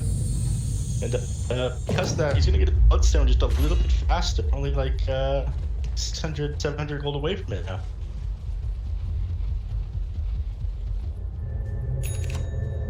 He's like 1,000 net with the head of the Ember Spirit is, even though it feels like Aster can put all the map, the Storm Spirit is exceeding him in farm pretty well. Yeah, they are behind by less than 1,000 net worth, but that is also due to the fact that you can see this Wraith King not really having much of 100,000 net worth behind this Underlord, and he was the he is the one position.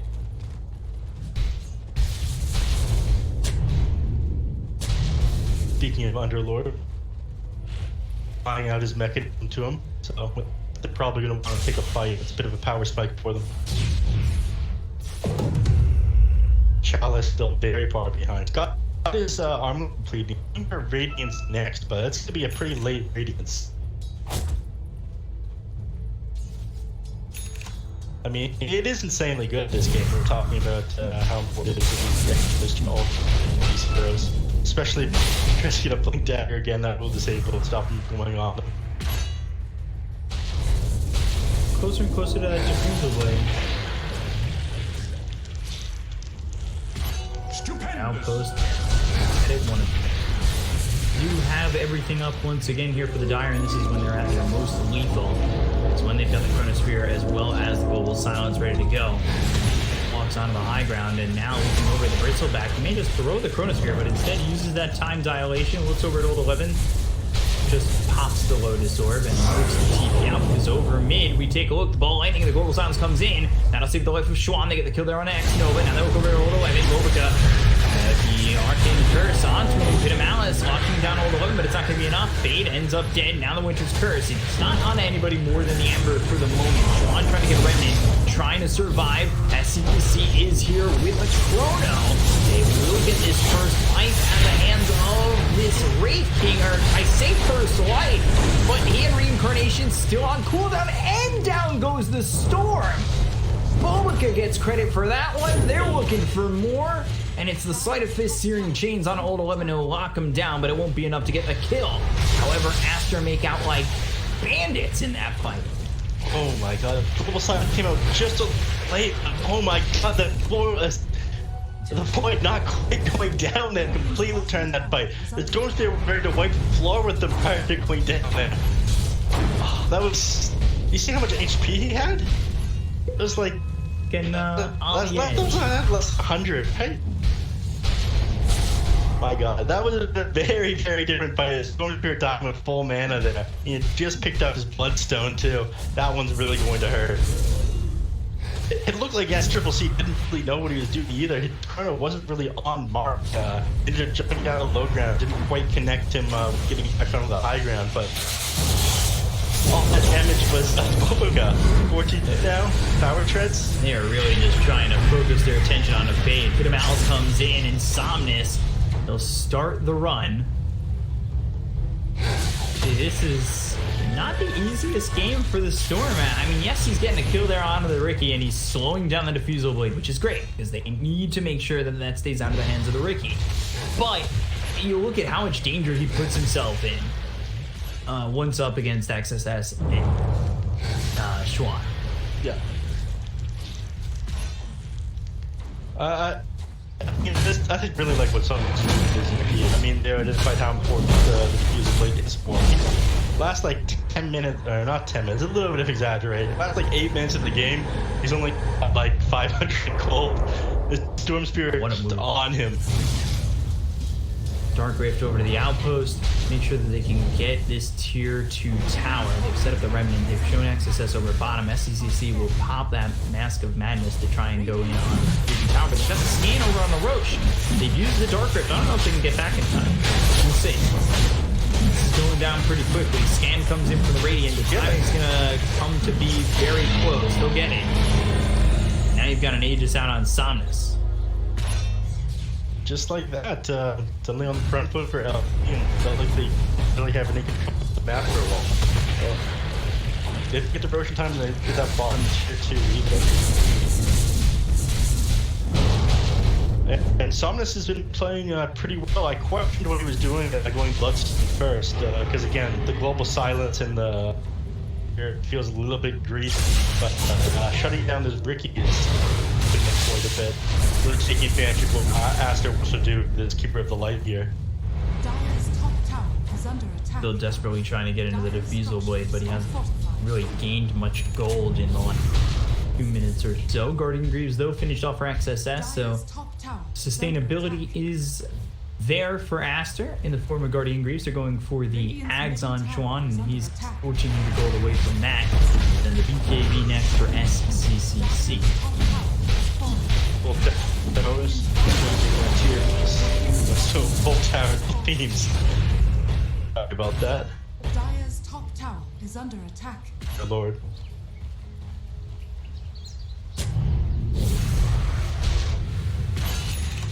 Next. Shadow Blade for the Wraith King. Not to go to the Wraith after all. It sort of makes sense. It'd be a very late Radiance. Probably wouldn't get it online till like 28 minutes at the earliest at this point. So, if you can get in, you can start off onto the SAPPHIRE and person down along with the Storm Spirit. They're in a really good place. Terminology.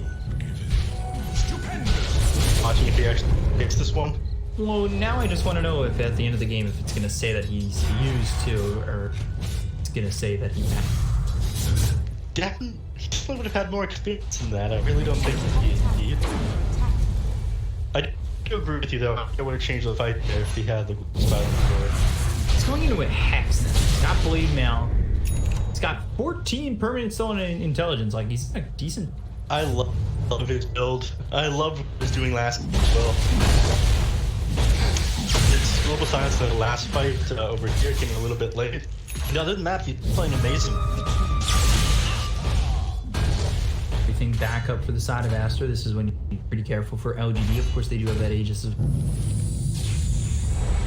challenge, but they only have that second life. He's able to maintain the mana down to a 500 mana pool.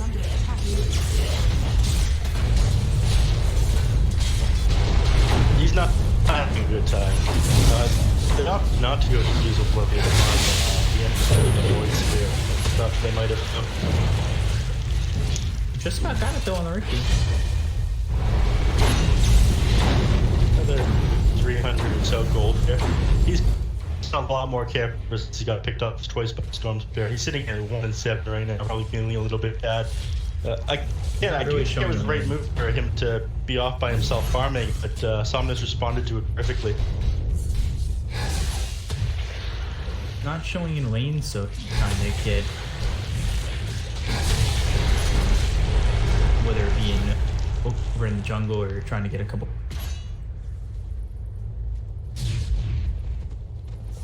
Dire's bottom tower. Finally making their way to this tier 1 on the bottom on PSG.LGD. Standing up for too long. This is given time though for Chuan to get the Ags, so he's got that, and they're rolling with a BKB that's 10 seconds here for the base's void. He also picks up an Orb of Destruction, which is perfect. This is going to be a strong fight potentially here for the side of Aster, but that's if they're able to keep alive XSS. XSS pops the Guardian Greaves. They've got the Pit of Malice, potentially a big Chronosphere coming through from SCCC. They're lining up. They get it only on a Chalice though. There's the Winter's Curse. However, you take a look at Somnus, who now needs Thorn. He's got the Spirit Vessel on him. He'll ball lightning away. That's a big Global Silence and Chronosphere whiff from Team Aster. Didn't quite get the Storm Spirit on it. I think he would have been able to get a Storm Spirit, the Ember, but he opted not to there. Realized that his Aegis of the Immortal, the only thing he's going to do by bringing him down there is bring him back up with full HP and mana. It will expire in 15 seconds anyway. That fight looked pretty bad for Aster though, and now all the ultimates are cooldown. PSG.LGD is to make something happen. Let's see what they end up doing with this. It's a lot of time with those on cooldown. The Aegis does expire, so maybe they're not trying to press the issue as much. They will get themselves another tier 2 tower. Themselves the last tier 2 tower that's standing for this.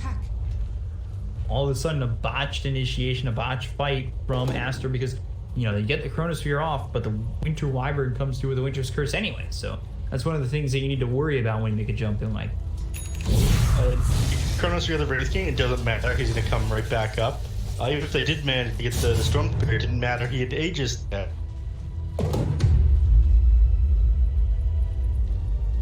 I think enough time will probably be bought for Aster.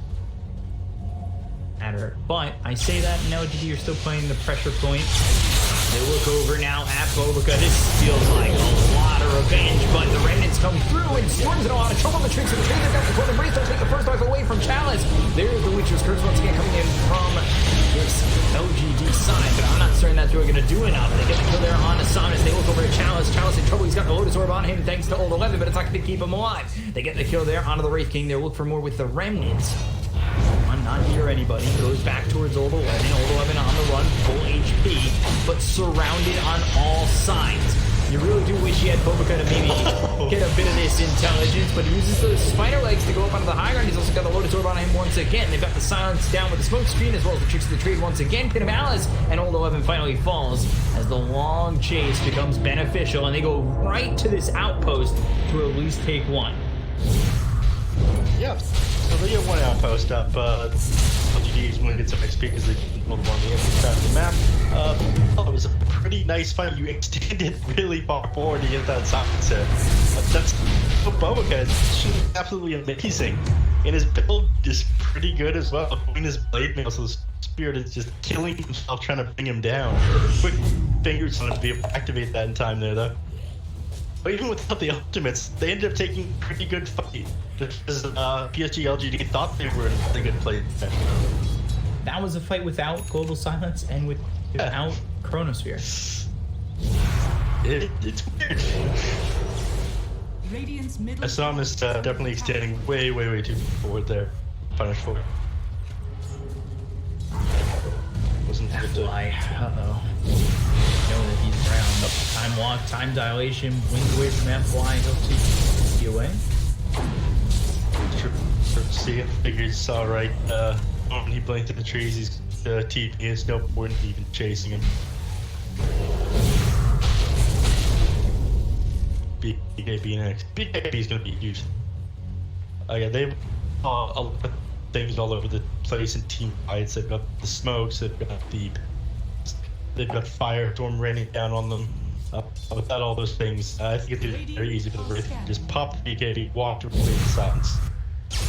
Got Bobica looking to get himself in the BKB. The BKB is popped by SCCC. They've got themselves the Global Silence. They'll take out Dominus. Now they look over at Chalice. And does he have the mana to come back? Yes, he does. Winter's Curse on a Fade. Maybe to get the kill here onto the Ricky. Can they even get that? So far, so good. They finally take one. The Will-O-Wisp is down. That's going to sweep up both SCCC as well as XSS, but they get the kill on the Chalice anyway. So they've only lost Fade. He bought back in this engagement. Now they're looking to go after FY. Old 11 trying to mitigate the backlines on this as he looks over at Bobica, gets the kill on the Silencer, but they've lost themselves the Winter Wyvern, and they'll lose Old 11. Aster, they come out on top. They go out ahead by 3,000 net worth, and I think thankfully for LGD, Roche is still down. By the way, we've been talking about the permanent intelligence here for Silencer, which is at 20. XSS has 93 permanent damage. He's commander right now. He's gotten into the +5 atrophy permanent bonus damage. Well, scale into a right-click hero. Maybe go a blade or something. It makes perfect sense in this game. Storm Spirit's been playing a little bit greedy, and that's one of the main reasons why he was the first one to die in that fight. He's going for a BKB next, but again, if this Underlord opts to go right-click build, yeah, exactly what he's queued up next. He's going for the Abyssal Blade.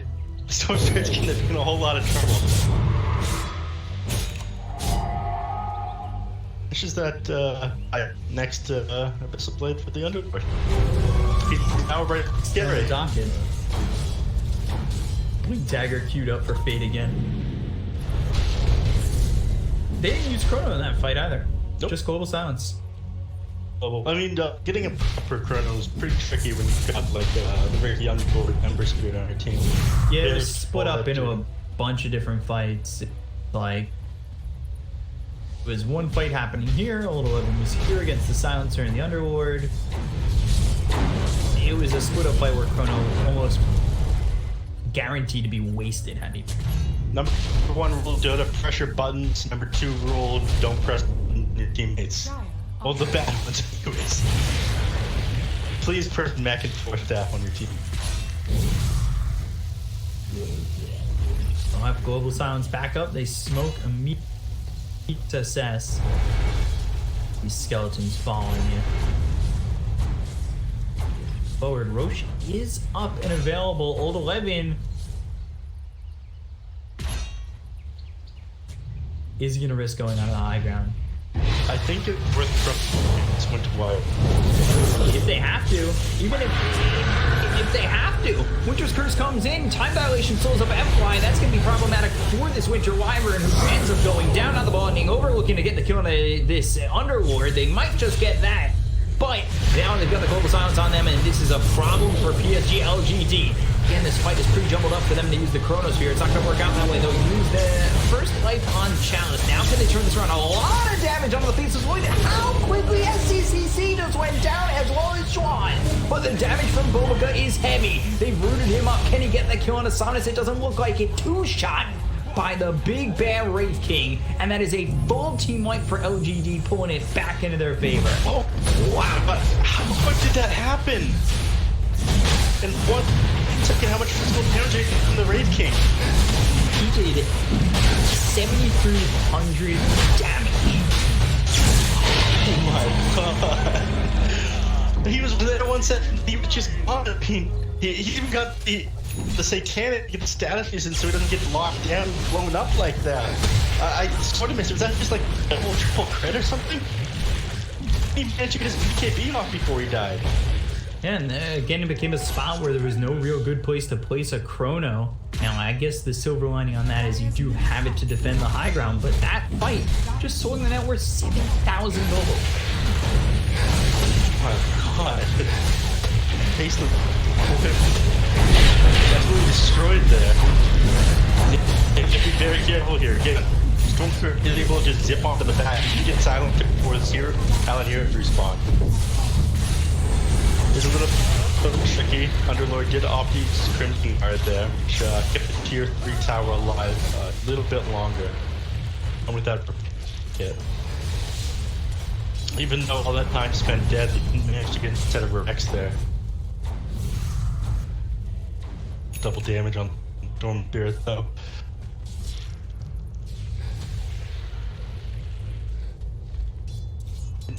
It feels like every time has these amazing fights, and once they start to take the enemy side of the map, something goes horribly wrong in these team fights there. At times, Jason Boyd just failed to exist. Yeah, it's multiple times that we've seen the Chronosphere just not get activated in. That extra lockdown, it just isn't there, and the fights get a little bit tough for the side of Aster.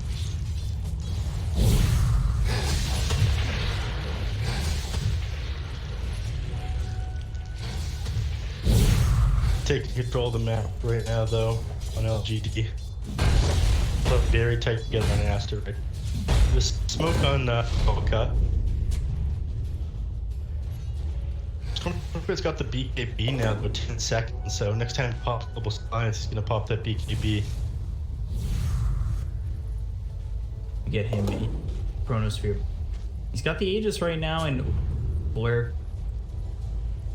Great tier 4s coming in for the side of LGD. That's an amazing item. Handle that, Blair. That was an amazing item on that. I mean, all that extra attacks you do so much Warpath. All time relic, also amazing item, just in general.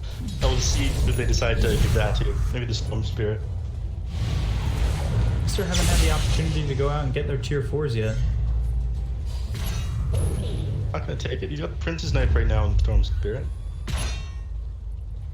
Wyvern takes the Timeless Relic. A little bit extra time on the Winter's Curse. So, I think this next fight just drop the Winter's Curse on the Faithless Void one, which is BKB. I think this might be it for Aster. All of a sudden, they're down 7,000 net worth. Finish off the tier 4s, they get themselves a magic lamp. It really did look like Aster were gonna start to seal up the game, but you know, you had a couple of fights without Chronosphere, things go awry, and 12,000 net worth shift. Trying to wait out this Aegis. He's very far behind still. He has a use left 38 minutes. He's going for his Blink Dagger next, but again, at this point, the Keeper of the Light has a bunch of answers. He's got a plate mail that he's sitting on, so it's going to be a little bit difficult for him to bring him down. It's also sitting at 2,200 gold for the 4 staff right now if he wants, but going for that loaded sword.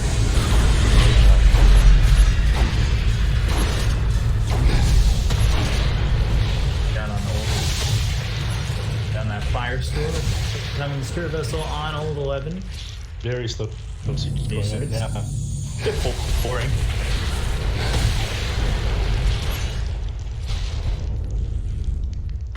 Yeah. We only have another, was it 35 seconds on the Aegis. They're gonna take a fight. They need to do it right now. Otherwise, probably gonna see another like minute. Dark is position for it. Firing another 20 seconds here. Always get off. Silver Edge. Master. Look, So he's tried to. They've got the silence. They'll have the damage. Can they get the kill? Yes, they will. Somnus comes in. He needs to be careful. Aegis Is now expired. Timings are always a little bit of a problem. That now they get the kill on to Wyvern. They're looking to get the kill on the Mikado. Drops the Will-O-Wisp. I don't know about that. I don't either, my dude. God.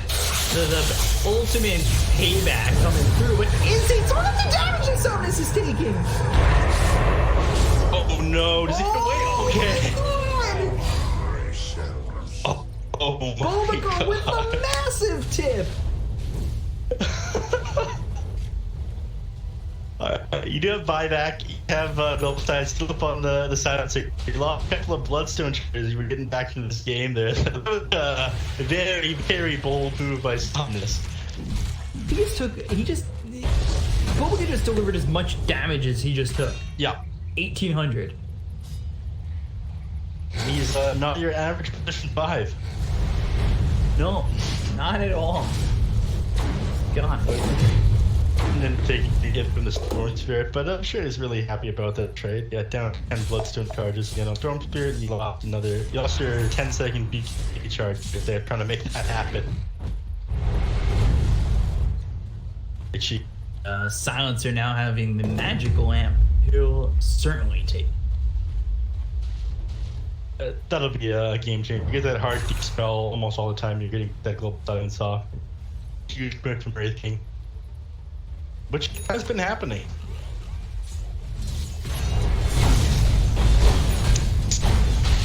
Other things. And Ricky has opted not to go Blink Dagger. He picked up a Battery's offering just now. I kind of agree with that because, again, you're not going to be able to get on top of this drill that you kill him anymore without loading the sword. You get the Fuse one, just purges it off with the Lotus Orb right away. You don't really have enough damage to kill him anymore. He's got that 10 armor. He's one. I make him a little bit too late, kind of falling off the back foot with your true support instead of being an extra core.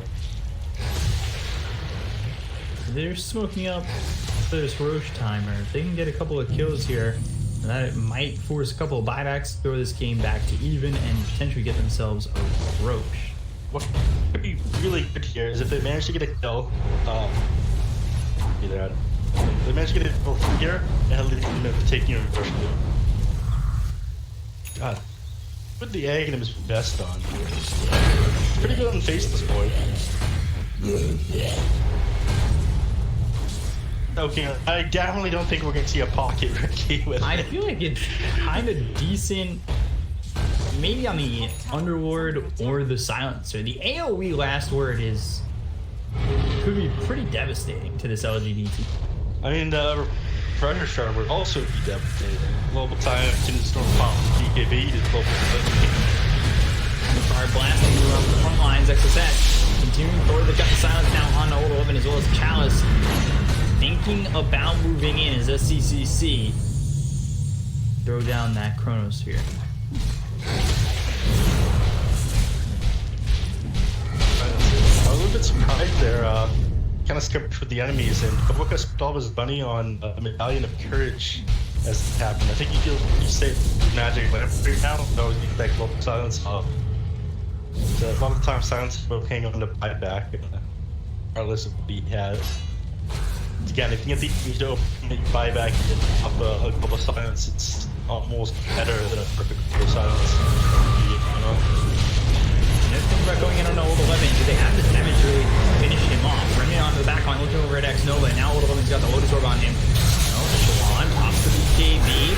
Vortex comes in, the Chronosphere is out on it too, as well as the Firestorm, but they've got themselves the Witcher's Curse. That's combined with the Will-O-Wisp. So again, they've kind of overlapped these ultis.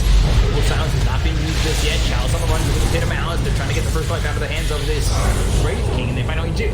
But there's the BKB. The Global Silence comes out afterwards, and now Somnus might be in a little bit of trouble. A lot of damage being done here onto this Void. He'll buy back immediately. They look over at Chalice. They're trying to get the kill. Onto the backlines, though, is Old 11 looking over at Bobica. Bobica surviving with a magic limp for a little bit longer as he's now in the smoke screen. They get the kill on the Chalice. They take out the Wraith King. He'll buy back immediately, and they don't have buyback on Bobica. Not that they already used the Global Silence. They've got the Cold Embrace on Old 11. Chalice moving forward, looking to get that Wraith Fire Blast, but avoided with the Sleight of Fist from Shalon. Now Old 11 continuing to move forward, looking for the face of Fully once again, but SCCC's damage might be too much, and it might be too much for Chalice to handle. But the ball landing all the way in, looking over at this Ember, has the Electric Vortex. Can he get the kill onto this Ember Spirit? Yes, he can. He's got buyback XSS. He now might need to think about going away on this one, as he's got the Dark Rift available, and as he's taking a lot of damage, he ends up dead. Dead and gone. He had 200 extra atrophy aura damage as well as 143 permanent damage. Old 11 now it's over at Fate. Shoots to the trade onto the high ground, but there's the ball landing, looking for the Electric Vortex. Not there in time, just TPs away. Just barely gets out of there. Oh my god, what a crazy fight. One of the biggest factors at that is that Witcher ended up getting that Witcher's Curse off on the faces before he popped that BKB at the start, but he just wasn't able to do anything. Again, these Chronospheres just aren't quite getting home. You keep catching the Ember Spirit at the edge of it. I think that's a bit of a mistake there. Again, I think that could have been a very different fight if, oh no, this could be so bad. This could be the end of the game with this Ember dies. Dead for 2 minutes.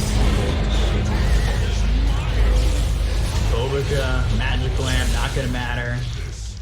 Look over to get this Void. That Ember getting caught out like that.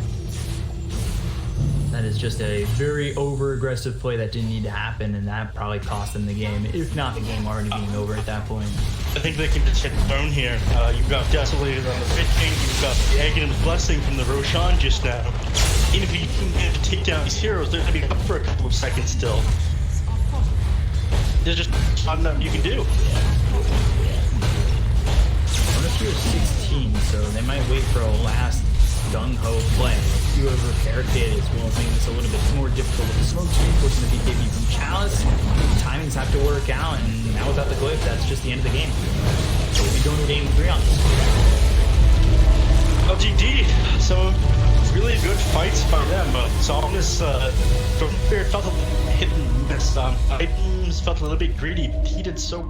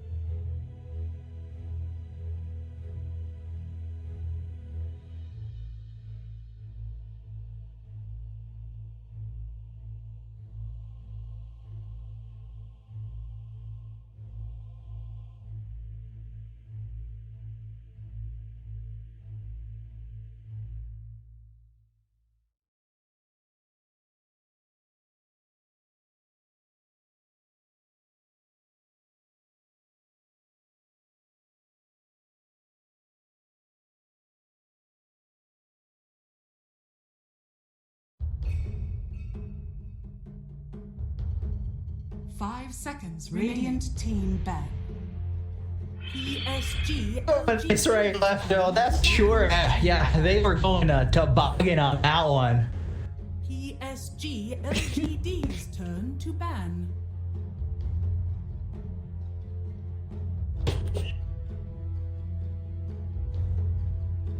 Radiant team ban. PSG.LGD's turn to ban. No, I needed to stop 5 minutes ago. Oh my god. They banned out the Bristle, the Shadow Demon, and the Phoenix. But, sorry, they back into the Wisp, Shadow Shaman, and Dazzle bans here for LGD. Timber gets banned to end off the first phase for Aster, and we'll see what LGD are going to ban out here last. It really doesn't just turn off. I'm kind of still giving a little bit of a Canadian accent, and it's not even on purpose at this point.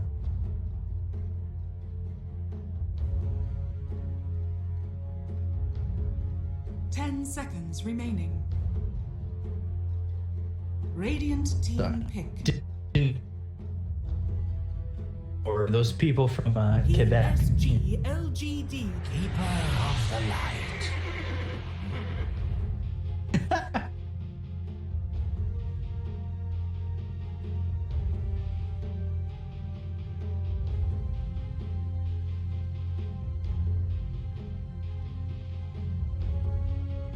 He was not focused at all in the first series between Ehome and Vici, and now it's been highly contested here between LGD and 5 seconds remaining. It's a surprise because there are a few teams, and I would say probably LGD and Aster are those two teams that really do focus on picking up the Coddle, and we've seen it. I mean, that's just where the contention comes from. Those two teams are probably the most two teams that are going to favor that hero. And then the Grimstroke comes in for LGD. Did we see this in game 1, the Grimstroke, or was that last series? I'm already melding together on 10 seconds remaining. I'm also melding together. That was the series before this one. Yeah, because they went into the Grimstroke. I believe it was not successful though. No, we talked about it in the first game too, because you were talking about Soulbind not taking Soulbind at level. That might have been Mofar. Alright, either or, Grimstroke picked up here for LGD and the Pangolier. I am mildly offended. I thought you fired Mofar to have me on. Sounds like you missed him already. I do miss him, maybe sometimes I'd rather be talking to you than Poutine. Pango picked up here. We saw that played to great success against a Dragon Knight in game number 1.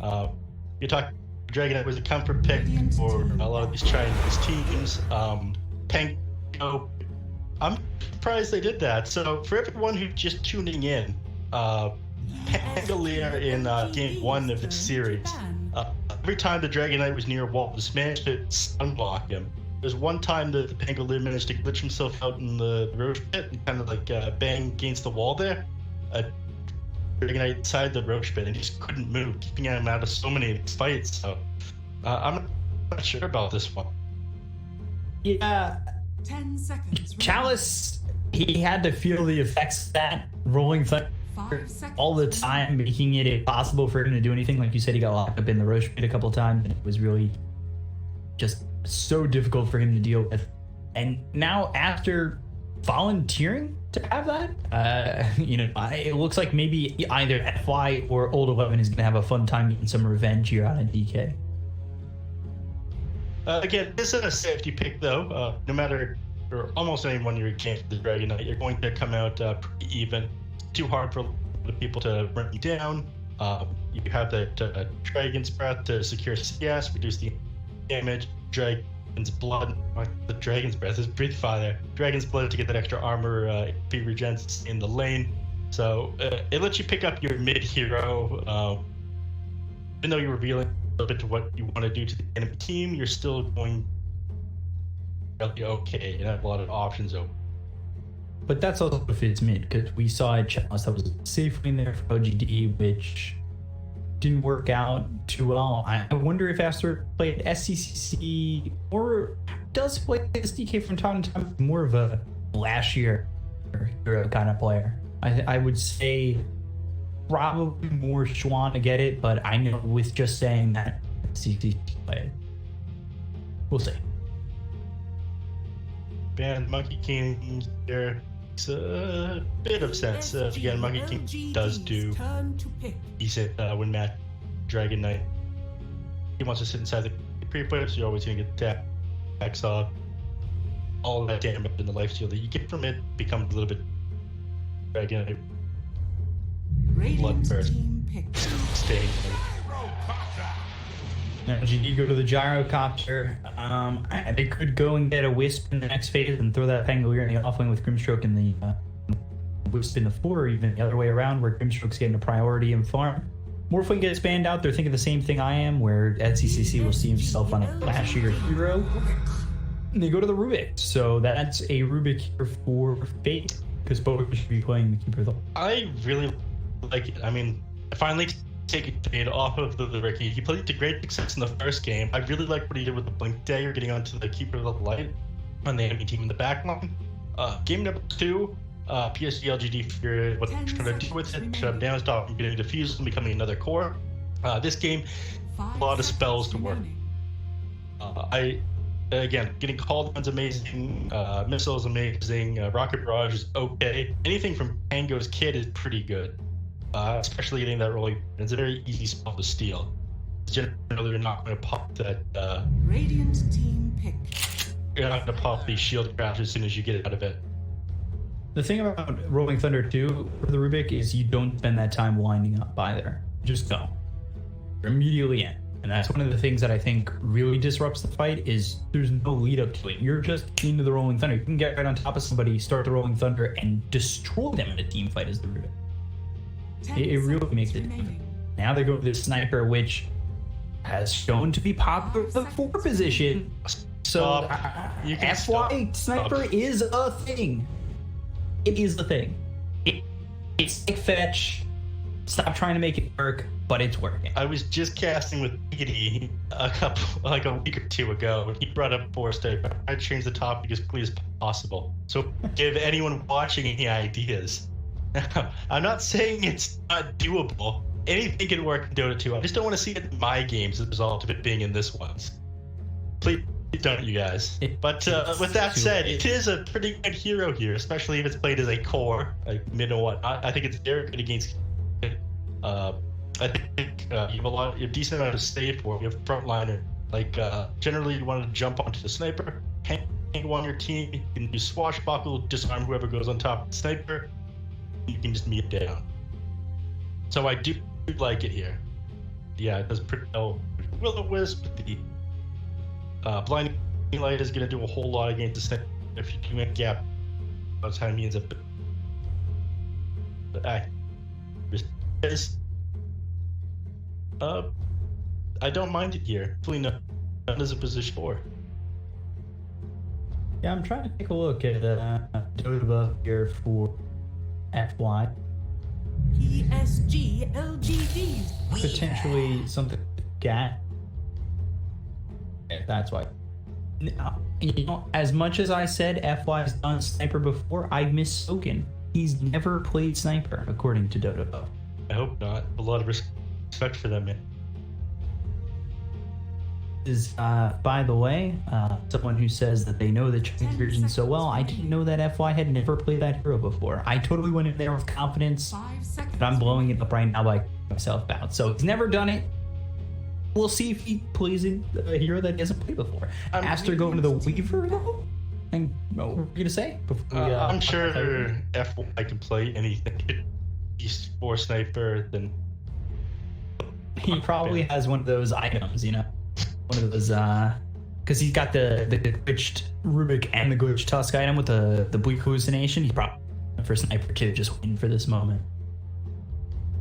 But Weaver picked up for Aster. It could be an offlane Weaver. I've been seeing a lot of that recently. First item into that. Ags. Certainly not the worst thing in the world against this lineup. Yeah, it's pretty good against the Sniper, especially if that Sniper doesn't have a lot of hold position, or you're able to gap close. Pangolier is pretty good against Weaver. Essentially make him useless by using that swashbuckle on him, getting that lucky strike off. He's not auto attacking anymore. He's kind of out of position. initial ability to gap the distance time lapse. Will be a core weaver, though. What do we see? Support. I actually think time lapse with the Aghanim Scepter pretty undervalued right now. What with Glimmer Cape's stats nerfed recently, is like a massive cast range to that a time lapse scepter based. It is one of the best saves in the game. But yeah, we won't be seeing that as a support. What Aster want to go to with this final pick for draft 1LD. 10 seconds. Ban of the Void Sphere makes me think that they're thinking FY is going to play on that sniper. And Night Stalker, this is something that Tsunami talked about during our first stream for We Play the other day. He said Night Stalker has been super undervalued. Like, he seems so strong with the fact that offlaners seem to get bullied in the banning of everything, where it usually is like Mars, Centaur, Timber all getting banned, making sure that you don't have many options. Night Stalker, he thinks, is super undervalued. Do you agree with that? Yeah, I can see that. Again, spells are a huge thing in Dota right now, like a lot huger than they were a number of years ago. One of the biggest things that Night Stalker has going for him is that AoE silence around him. There's no way to dispel. The only way you can get rid of it is by going magic immune or like a while, but it lasts up long. There's no way of dealing. He's so tanky and has so much HP regeneration that it's just too hard to bring down. He just kind of walk at you and do tons of damage. And again, he scales his attack speed and damage with Dark Ascension and with Hunter of the Night, so he ends up doing damage even though he didn't have any items. It's that massive utility from Silent. So I would agree with Tsunami there. I didn't really think of it, but you know, once you start put together, it does make a lot of sense. That Kunkka gets picked, securing the FY sniper.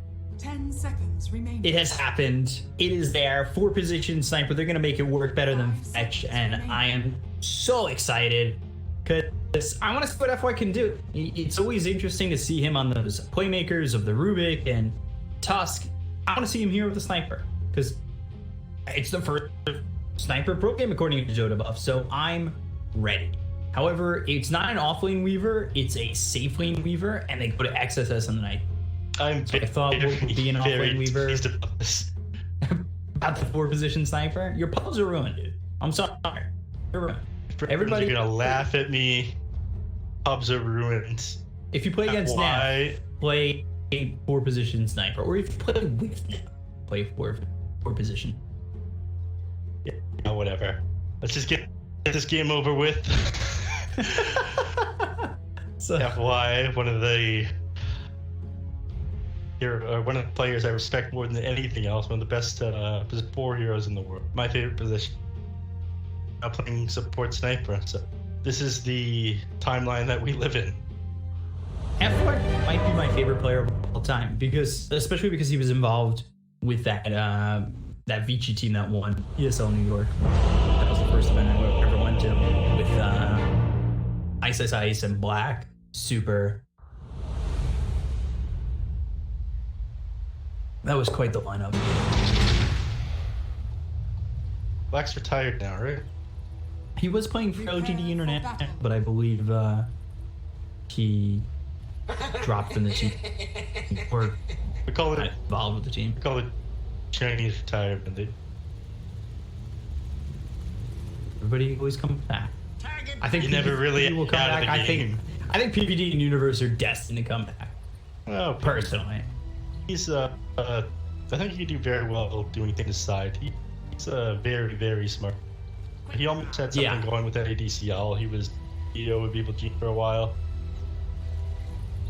If he opts to do something else, I have no doubt in my mind that he will find success doing. That is a very annoying thing as well. He's got the duck hunt thing for sniper. That should be also for the sound. It is very triggering to get hit and hear that sound every time you get headshot. Especially if you're getting hit one. He's also got the YYF set. Representing. Got the quick draw as well. I know Bleak hallucination, no ethereal gem there. I'll give it a pass. He's got the YYF set. So he's got a pass. He could have watched YYF recently in the Begins. Vulcan Championship event that was going on in China. The old boys were playing. It was a wild lineup that I think they ended up going like 0-1-3. But it was Zhou, Chizbug, Afu, YYF, and ZSMJ. Talk about a bunch of old school names there that were playing together, but they ended up. It was unfortunate. I was really looking. Some of these Chinese squads that they put together, or what was it? Big God or something? What was that team again that had all those amazing players? No, Big God? So Big God was a team that participated in DAC, a couple of TI qualifiers, and has a change in a bunch of rosters. Usually includes like Zhao 8 or as well Ferrari, and they had Axe. She premiered with Boss, which was basically like a Big God iteration, but not really.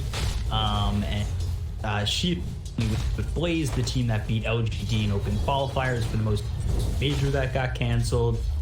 And that team is usually combined with like a bunch of old players. I think Banana was on there at one. Yeah, it's like every time I see these Big God teams, it's like the Dota equivalent of like whatever country's all-star team, right? Dire's top tower is Of like of a sports ball, whatever sports ball is, right? But like big sports ball like one fan of here. those. Because I think one of the iterations was like burning Ferrari, Zhao 8, and Chizbug, and a +1. That's disgusting. The DAT lineup was burning Zhao 8, ROTK, Lanham, and Ice Ice. And that is amazing. That is quite the lineup. They did end up qualifying for that D8. It's crazy what these people can do without even like practicing together for that long. You know what? We'll just go through quals. There's some North Americans that used to do that. Getting distracted. Let's get back to the game.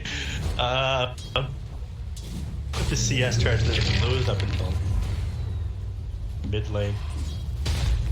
Ignite actually just a little bit behind, but I imagine that they'll turn around fire. At that point, it comes a little bit. Kanka, Breathe Fire will help with last hitting.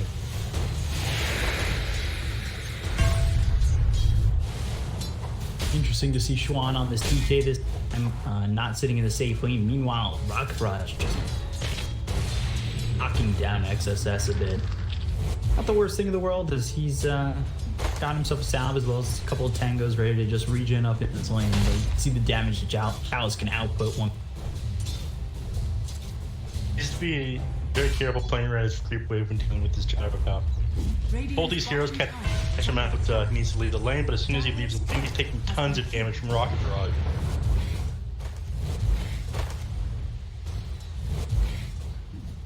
Fade, who does have Fade Bolt as well as Telekinesis ready to go. Sometimes you'll see Fade Bolt into Arcane Supremacy, then into Telekinesis. I think I spoke about it earlier, just the Telekinesis coming through, and you're looking to get something done, and that's exactly what they do there with XSS. But the Rocket Barrage comes out, and it's a trade, so Chalice will get a kill there on a Fade. Look at the first blood out on XSS. Getting credit for that, what you're going to be able to do with the Telekinesis Fade Bolt into a level 2 Void. Top of which, FY with the sniper, the 4-position sniper, getting it done. Can he get a second? Old 11 will get credit for the second kill. And they are getting a couple down in this bottom lane here for LGD. I make it stop. I don't want to see this. Get it out of here. Out of my Dota 2.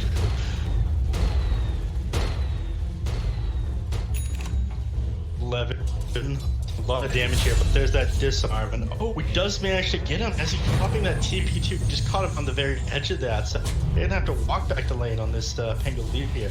Not gonna be happy about that one. Yeah, he keeps XSS though by himself. Will be getting some solo experience, as is Chalice. For the moment, it's more so that X lane. He's gonna take the sentry ward. Locked. That pull coming through. Pull from. Radiant structures are One I learned about the last week. And I've started to use. That pull is something that's been very interesting ever since I learned it. Wait, which one? Sniper. Angrily. The pull from this camp, and then you take out the trees, you pull it straight up. Takes the creep way away. Oh, yeah. Interesting that you can do that. A lot of damage from the rocket barrage. They've got the Ainswell coming through from X Nova. They might leave the Grim Strip, but the rocket barrage will claim the life of XSS. The homing missile changes targets. The Night Stalker died, and they'll get him a second. That's gonna speed Chalice coming online, yeah, quite a bit, and he ended up getting that kill after Fade died there too, almost level 6 already. I don't think Night Stalker River can be in his lane anymore once he hears this call down like this. As long as he sends himself out a little bit of mana. That is super bad for Aster. And that it just happened to work out that way. He threw the homing missile onto the Night Stalker just to make sure that he was able to get the kill, and once he cleaned him up with the second rocket barrage, it changed targets and went to the Rubik. Oh my god. The old Yui. Dire's turret has been killed. Fake out coming through. Jesus. Mid lane. While mid, Torian comes in. They've got the stroke fake from X Nova as well as the silence with the Phantom's Embrace. And Chuan able to survive. He's got the rotations coming in from Fate as well as Bobica. Amplify being a nuisance, throwing the ducks and the quacks over onto these heroes. And well, I will back up. You don't get anything out of it, but plenty from both sides. It's a little bit too much HP regeneration. What with both the tower and the dragon's blood. Being beside your tower right now actually give you 1 HP a second. Tier 1. 3 up. So he was not going down there, getting dope. They were forced to get back at full HP again. It's absolutely crazy how tanky Dragonite is. We'll see if they can manage to catch him out this game with Pangolier. Just law even play Thunder. I'm not sure they'll be so lucky though. They need to chop. Honestly, he should be. Unfortunately, Chat's kind of smelled this out and make sure to not get caught. Oh man, I'm getting angry at this Twitch chat comment. It's quacking and depression from the quacks. I don't want to see this support sniper top tower getting dope, but throws out that call down. The Radiant side thinks better not to dive. Again, I can't have TPs coming into the system.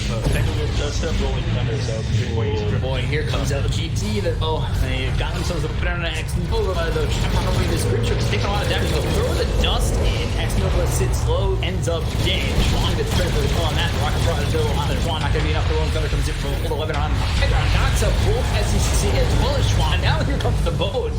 They get the kill there onto the DK. CCC alive for now, because they've got Swashbuckle as well as the Urn Place on the Fade, but behind them with the Swarm and the damage is a CCC, Bobica, and XSS. So they'll try to get Chalice, who picks up a regen room, but it won't be enough. He ends up dead soon after, and Somnus might be there to join him in the grave as well. Kuchi is used, Faye gets the final blow, and Old 11. God, this is really falling apart for LGD. Fine. I thought he was trying to bait that Night Stalker there, but yeah, did think better of it on XSS. A little bit awkward though. I feel like Old 11 was just a bit late with his teleport in. If they managed to catch them up here, I think the fight would have gone a lot better. A lot of that duration of the pink ult was wasted chase away, and because of that, I feel like the LGD back down. Generally, was here a Phantom Lancer? The neutral items didn't have before. Fight makes sense. He'll eat the royal jelly. Sent it back.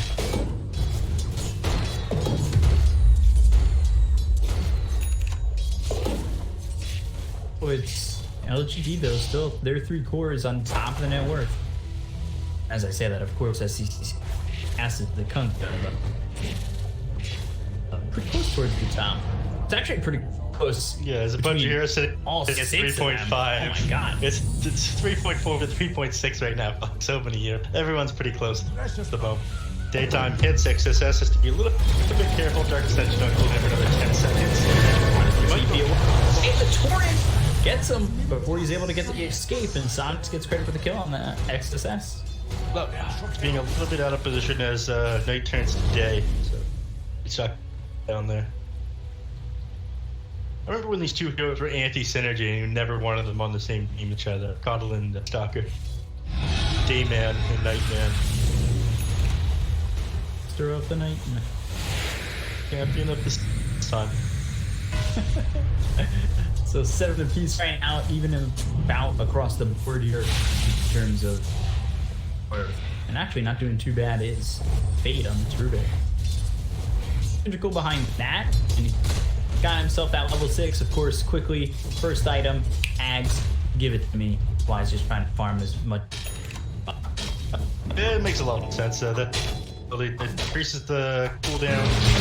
Sorry, increases the cast time of your ultimate, and then stun for becomes a true stun at the point. Pumping out a lot of damage.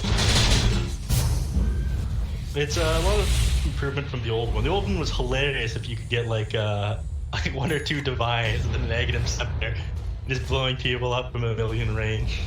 This one is a little bit more. This is what opened up. We're just discussing Force Sniper to my eye. Yeah, well, it's gonna start to look good here once FY gets this Ag himself up. That Ogre Axe to start this formerly known as the Ogre Club. Fun, but Where's the opt to go that one instead of Alacrity for farm? Besides that he's not going to be top lane, people get inside Team Aster. See a fight break out here. It is something that they want to defend, I think. And I eat my words immediately. They're not going to be able to take any tower in return for them getting.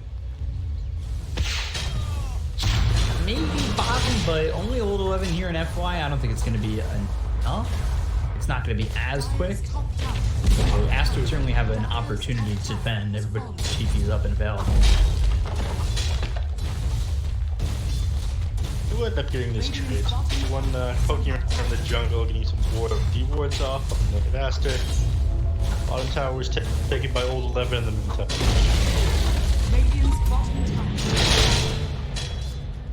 You gotta be the Ultra Greed 4 positions to steal that tower away. That's the kind of 4 position snipers I'm going to be seeing in my games. It's the haha, I'm support, not really support. I need my eggs, Neff. Come on. Talking about Yeah, stealing the farm from the carry as he tries to get the egg. Things will be different once I get my egg in him scepter, you guys. As the carry has no items, then you lose. I saw this work on the PSG.LGD game, though. It was probably my teammates that did something wrong. I played it like a pro. Radiant's bottom tower is under attack. Right now things quieting down a little bit. Still see LGD's 3 cores towards the top, and Kunkka kind of recovering as well because he's just sitting. He's around 1 point now, sitting here towards the top. Got the X coming in. Look at the assassinate and the bolt. The tidebringer from Somnus to finish off SCCC. Trying to chase him down with the Rolling Thunder. Very fast here to keep the light though. Slow him a little bit down with the swashbuckle, but they're not going to be able to catch him. They're moving at 405 right now. Quick here for flight, like 335 at base movement speed, I believe. Something like that. It's one of those moments where I'm like, yeah, that sounds right. yeah, sure, yeah, that sounds right. Yeah, you got it. 330. Yeah, it's 330.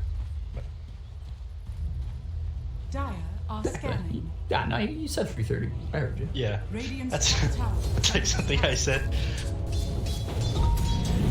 Oh, this could be. Actually impressed me. Outpost? Here we are. Yes, get away from that. Bottom Will-Wisp is committed, and they're just gonna take it out. Oh, they're going for FY. Perfect. So, it's a little bit low. I think they were unsure about how hard they wanted to. They managed to get out. They're all sitting on top of that high ground there with the smoke to see them. Nice dodge there by PSG. I'm very interested to see XS because he's going into the ads. It's not that you see Night Stalker so often in the off. So many options. So many heroes that have been involved. Even the Tide Hunter, you've seen the Underlord, Centaur, Timber, like so many heroes before Night Stalker, and he finally comes out in a game like this and see the build. And he looks like he's got it set in his mind to go to Ags. The Ags is wonderful. Again, that Sable slow in the AoE. It's very powerful. And you have so much in your kit that you don't really need to build damage items in order to have damage. You get all the attacks in the world from 100 in the night, you get tons of damage from Dark Ascension, scales 50, 100, 150. Like, you can just chase down support without caring the world, without any items. So, I think your Tsunami is on to something. Be a pretty smart guy. He gets all the intelligence from the beard, where it's hidden. Ah. Shave the beard, shave the intelligence. So I've heard. Quickly shaved my beard when you told me that I had to get on cam for this. This is all. Of course. I'll look at where it is in terms of this. Ags just 2,000 gold away from finally getting that first item down. Meanwhile, Sonic, he's got the Shadow Blade going into the Heaven's Halberd. Next, they're trying to find something here, and they might be able to find Bobica. Were placed, and they've got the X. They won't use the boat, as they'll have the Rocket Barrage with it, and so much quick damage to just wipe 4 with this Cotton. They'll get themselves another kill now, extending that lead to 2,000 now. Damn. A little bit too close to the sun there. Unfortunately, they can't gap the distance pretty quick on PSG.LGD. He's a thing for that with his life and didn't really slow them down. Not that the level 1 Illumina slow them down.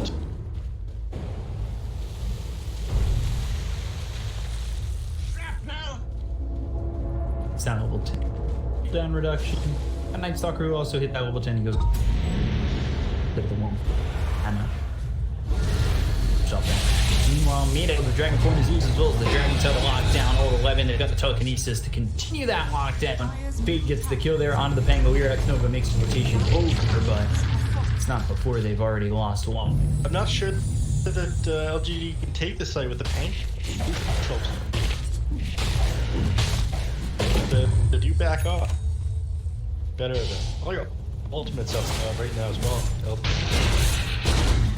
No. Very scared of the gyrocopter. Oh, I did miss this. The BB was finished on the gyrocopter, so understandable. I decided to get back there. Radiant are scanning. Skip for the Weaver, Bow for the jump. Giving him that extra range, that extra attack speed. Belling up as well. We'll get first down surprisingly fast with Rocket. It's at 15 talent. He's got the Grove as well. Oh no. And it looks perfect, but they've got the telekinesis as well as the Will-Wisp being used. That's going to lock him through these heroes. The book comes in. So Chalice trying to survive with the BKB. He moves over at the Night Stalker, who does have this new Ags, and I believe this is the Ags reveal on the Night Stalker as the Illuminate comes in. There's a lot of damage on that fight. They've got the X on Access S. They're trying to bring him back with the Blinding Light, keeps him alive. On the other side of this fight, the Rolling Thunder as well as the Swashbuckler. Can they get the kill? Stolen boat, not going to get off. SCC drops, as does Chalice, but the Void really disrupting the LGD fight. They're looking over which they're fine. Now FY looking for an assassinate. Gets thrown forward. Soulbind on the Schwan, but it's not going to connect on anybody else. X through on a fake with kill. Somnus has one. Void hits on both Hold 11 as well as Somnus. They're still trying to get something as the Spirit Vessel burns out XSS, and Aster, as time goes on, are losing more and more in this engagement. Another Assassinate flying forward from FY. He's got the Spirit Vessel on Abobica. Can they get the kill on Escato? Yes, they can with the X as well as the Torrent. They'll take out a 4-for-1 in the favor of LGD, and dominating spree, Somnus. That looked so promising at the start of that fight. Again, they jumped onto the gyrocopter. They managed to get the stun off on him before he popped his KB and almost bring him down. I mean, surviving with like about 250, 300 HP, and then they're getting out of there. I think they need to focus him down just a little bit faster. They thought that they had him there. So, problems now coming out from the side of Aster. Sure, they've got all these disables, but if you can't bring down the gyrocop in the duration that he's stunned when you get that kind of initiation off, you need to rethink your items.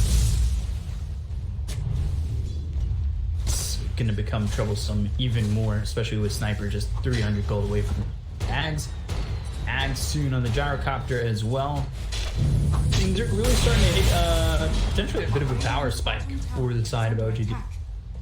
Radiant structures are fortified. Curry is flying across the map right now. This looks ridiculous. It's not Dota as I remembered it. Vladimir's offering coming. Clear. Vladimir's offering. His middle tower is under attack. There's a lot of items that just come online that are really favor me. If they opt to take a fight right now, I'm not sure there's a whole lot Aster could do to stop them. They've got decent high ground defense in the form of Keeper of the Light, but prior to that, I think pushed down a tier 2 or 2. He smoked up. Oh! Arm Assassinate. Locked on to. Without that Ags, it's just It's not the initiative you want with that. That was beautiful from the Weaver counting that out like that. That could have gone a lot worse. They managed to get that smoke off. But instead of continuing to push or go for a kill with that, the smoke popped by the Weaver, they just decided to get back. Out lanes. 3,000 net worth lead here for LGD. Nothing too crazy at the moment. But it's not just the net worth lead. It's not much, but it doesn't feel like Aster have the tool right now. I think maybe if they get themselves a pickoff or two, get themselves an Aegis, find themselves turning this thing around quite a bit. Here goes in the Roche, probably trying to spot this out and end up dead as CCC gets the kill on that courier, and maybe that gives a fuck LGD that they are going for Roche. However, for the moment, I'm just going to continue to stay in Hawkins' farm as tops.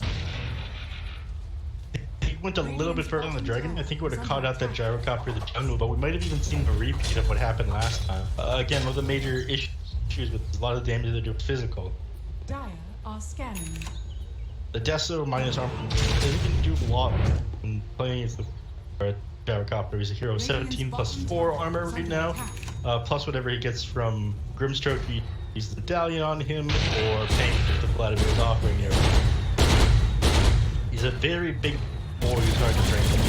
Once he pops the BKB and not doing magic damage to him, it's just over. Why finishing off that Ags now has that stun duration, that 1.8 second stun duration every 12 seconds. For right now, it turns into 8 at level 3, and things are looking a little bit better, especially with how long F was able to survive in that last engagement over bottom. He threw 2 assassinates out with it being on a 16-second cooldown. Now it's on a 12-second cooldown, and you've got Ags. To a 4-second cooldown. You have like a 2-second stun every 4 seconds, which is dealing 650 magical damage. You start that off on 2 heroes if you got the Soulbind. I'm sorry, it's an 8-second cooldown, not a 4-second. I'm crazy. It goes down by. Down on the Kafka, but there's the assassinate thrown to the Rubik. What was wisp on top of this is the ink swell. Will pop. Rolling Thunder. And out of the wheel goes the rolling thunder. It hits the Rubik, but it's gonna be enough. It's now skewing that rolling thunder, but it's not turning it. Both disengage. Fatal lose cube. Beautiful. It's much easier to see trying the Rubik's rolling around. Actually, a lot of the spells from Rubik are pay to lose his Arcana. Just the same spell but green. Doesn't matter though. Yes. Even if it's like delivering AoE or something.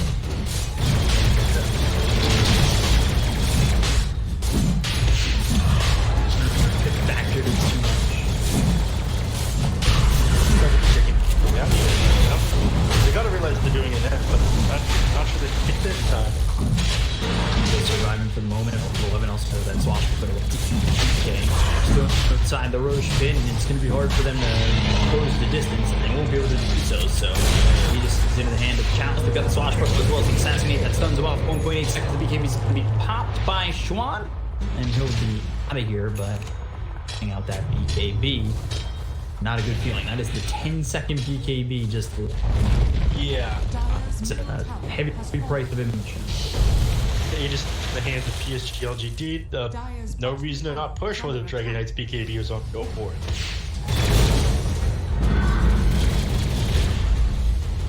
They have decent tools to be able to defend this and form for the light. Catapult here. Really want to. I'm not sure they're going to be able to bring down this gyrocopter twice. If you can burst him before he pops his BKB, it's wonderful, but I don't think they're going to be able to bring him down a second time. As soon as he gets back up, he pops it, and he's just able to take the fight here.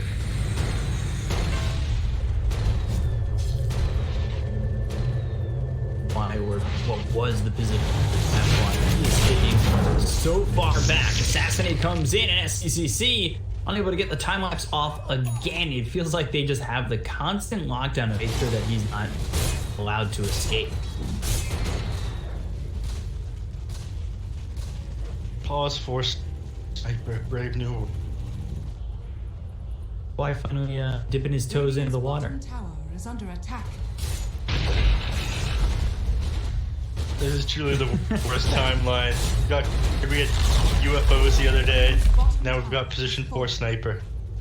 I'm not sure it gets any worse than this. 2020. Just need the picture of that guy who's just doing the aliens. And that's all it's be. Position 4 sniper. And it's just that picture.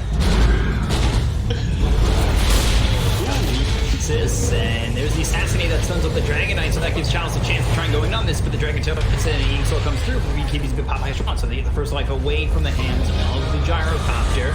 And Fly Assassinate up again. Who's he going to go after? Yes, it'll be up at both the Night Stalker as well as the DK. BKB's been popped by Chalice, they're going to go for the call now being used. With the soul line pulling them back, got the X, and they'll take out DK. Doesn't have buyback to look over at CCC. BKB's been popped forward, trying to get something out of this, but there's the Assassinate as well as the Stroke of Fate once again on the XSS. He needs to run back to the high ground and be able to do success with the Torrent. This is on SCCC. They still are without this DK, but they don't have a second life on Chalice. Feel comfortable going for it. Barely managing. At least for now. They're gonna send back the Gyro, get him to full health, X, and be back. And fill up the bottle. That's efficiency right there. And he's doing it for all his getting teammates. A free ride. You know, they no boots of travel, you make your own boots of travel. Everybody coming right back. May have pulled your mic there. Oh, I can hear you. Hey, fine.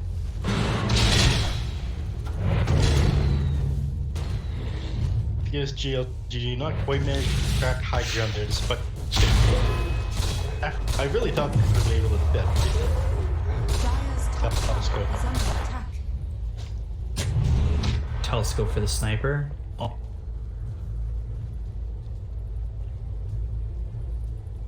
See everything. I can assassinate from anywhere. Jesus. Is this worse than 6.84 Mask of Madness?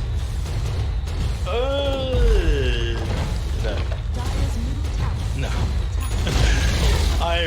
those days. has fallen.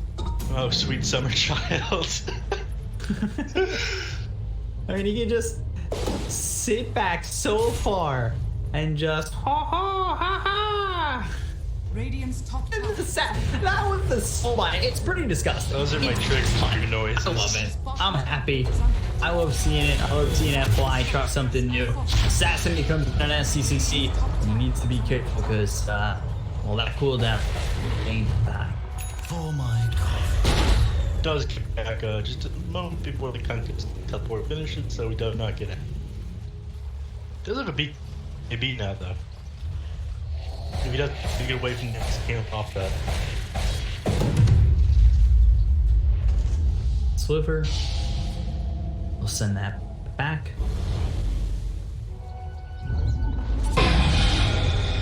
Oh. Stealing the shield crash. Missing the one fade, a little bit of a ring around the rosy in the trees. Word stopped, nobody knows. And there's Rolling Thunder back and forth. Who's coming? It's Sniper! Double-elimination gets the kill as the assassin comes through to lock down Rubik. They've gotten themselves fade out of the What's happening? Concrete did on the lever there, X-Dome, and Weaver was forced to pop his BKB in order to get away, so his BKB is now on cooldown for this next fight.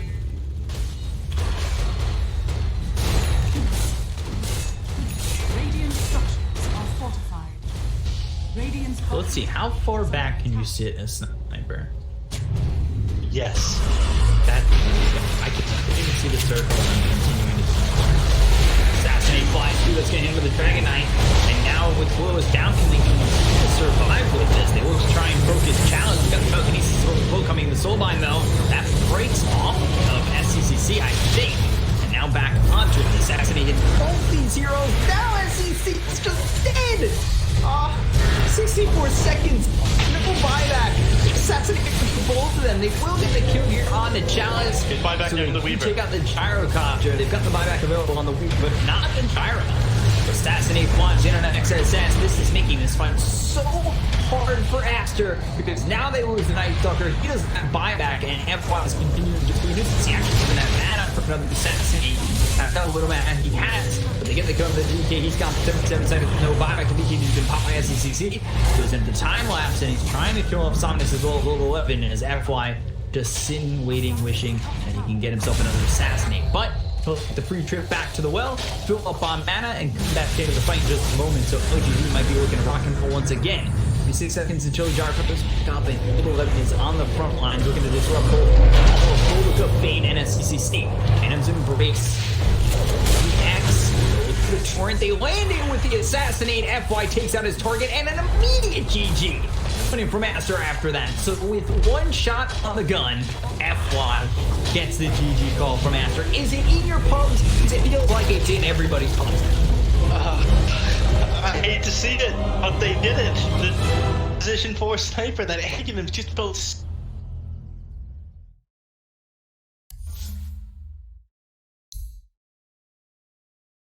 Oh.